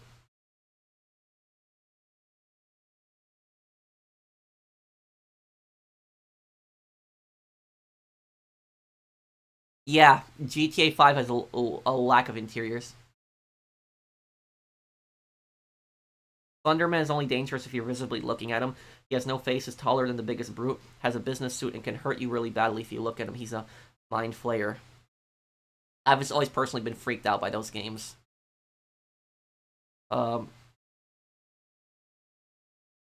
Hey Pro, I used to be a GTA 6 clickbaiter a couple years ago, and this other clickbaiter used to comment on my videos as hating. I checked out his channel, and he is still posting GTA 6 clickbait. Well, you've stopped it at least. You've stopped the GTA 6 clickbait, right?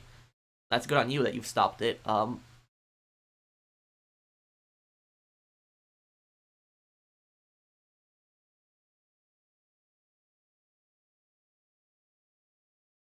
Well, you know that GTA doesn't just make fun of America, right? It makes fun of plenty of countries. It might take place in America, but there's parodies of other countries in GTA. Like GTA makes parodies Australia a lot too. There's parodies of Australia, especially in Vice City, and I know that they were also the princess that is in Franklin's Stranger Missions that Franklin takes pictures of. That's a parody of the British royal family. I know that. I don't know which princess she's a parody of, but I know she was a parody of one of the people in the royal family. The princess that's in GTA 5, the English princess. But yeah, people think that GTA only makes fun of America. No, GTA makes fun of a lot of countries. Uh,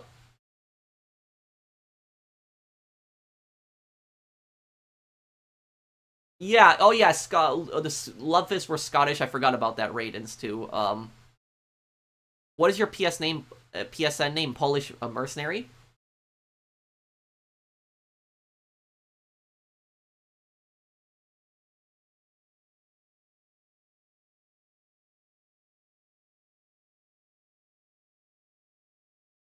Yeah, Polish mercenary. This is what YCM wrote.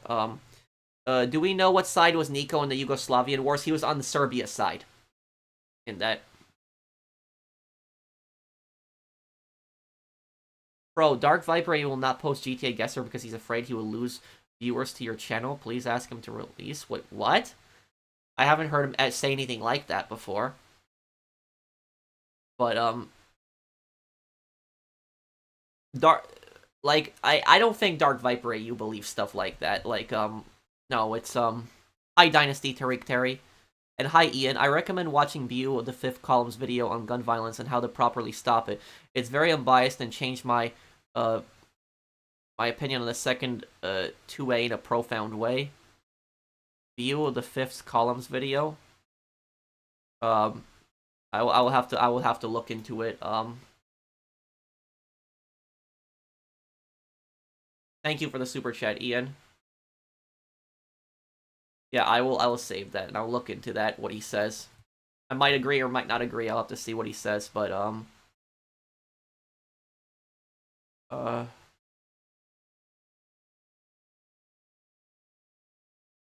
okay. Uh Good stream as always. Thank you, Eternus. And thank you, Hustler. Pro recommend you playing Alan Wake. Yes, a lot of people have requested I play Alan Wake for a long time. Princess Kate, that's what her name is? Oh, okay.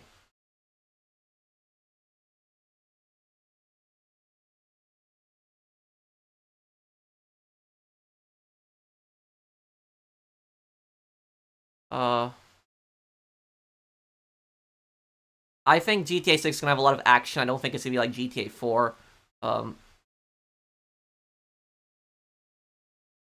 But what, Tristan, when did he say this, Tristan?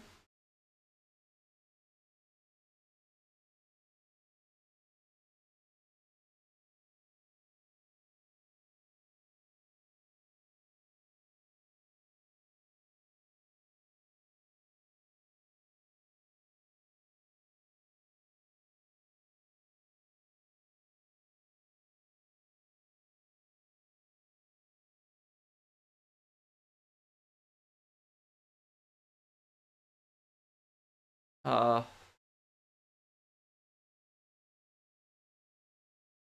I wish Scarface would get a remake, the game. Yeah, it definitely deserves it.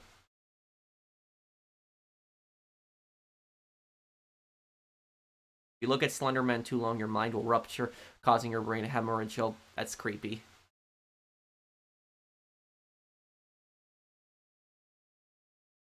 I will add you, Tropo. That was a Gunlock video. Wait, what? Gunlock? Wait, what? And Tropo, I will probably add you tomorrow, but I will save your name right here.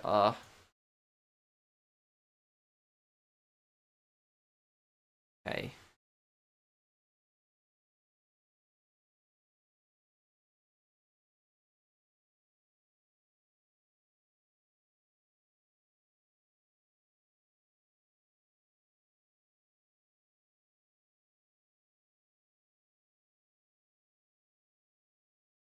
Well, it's his channel, Tristan, but I maybe if Dark Viper AU is still streaming in a little bit, I might show up to his stream, say hi. But I'm gonna get some food right now because I'm really hungry. I haven't eaten dinner yet still.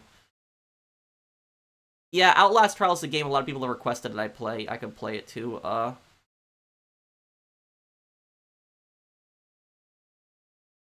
I sent one of those scam GTA Mobile free online pics I have on our Twitter messages. Feel free to ask me for it.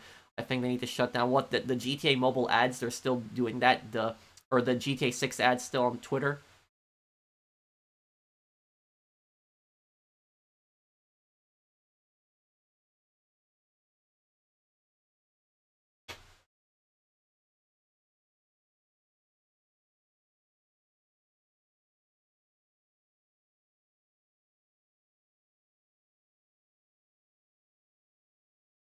Still on phone ads as well. Ooh.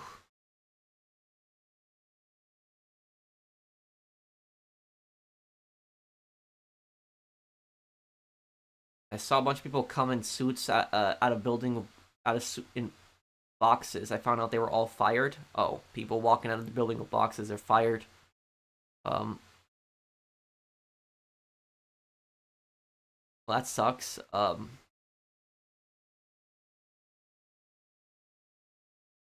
saw a bunch of people in suits come out of a building with boxes the other day. I found out they were all fired. Ooh, that's rough. What's Wegmans, Michael? Uh, well, I guess I'll be going here, guys. Thank you guys for watching. I hope that you guys enjoyed the stream. If you did, do drop a like, and I will see you guys on the next one. Take care, everyone. Have a wonderful day, guys.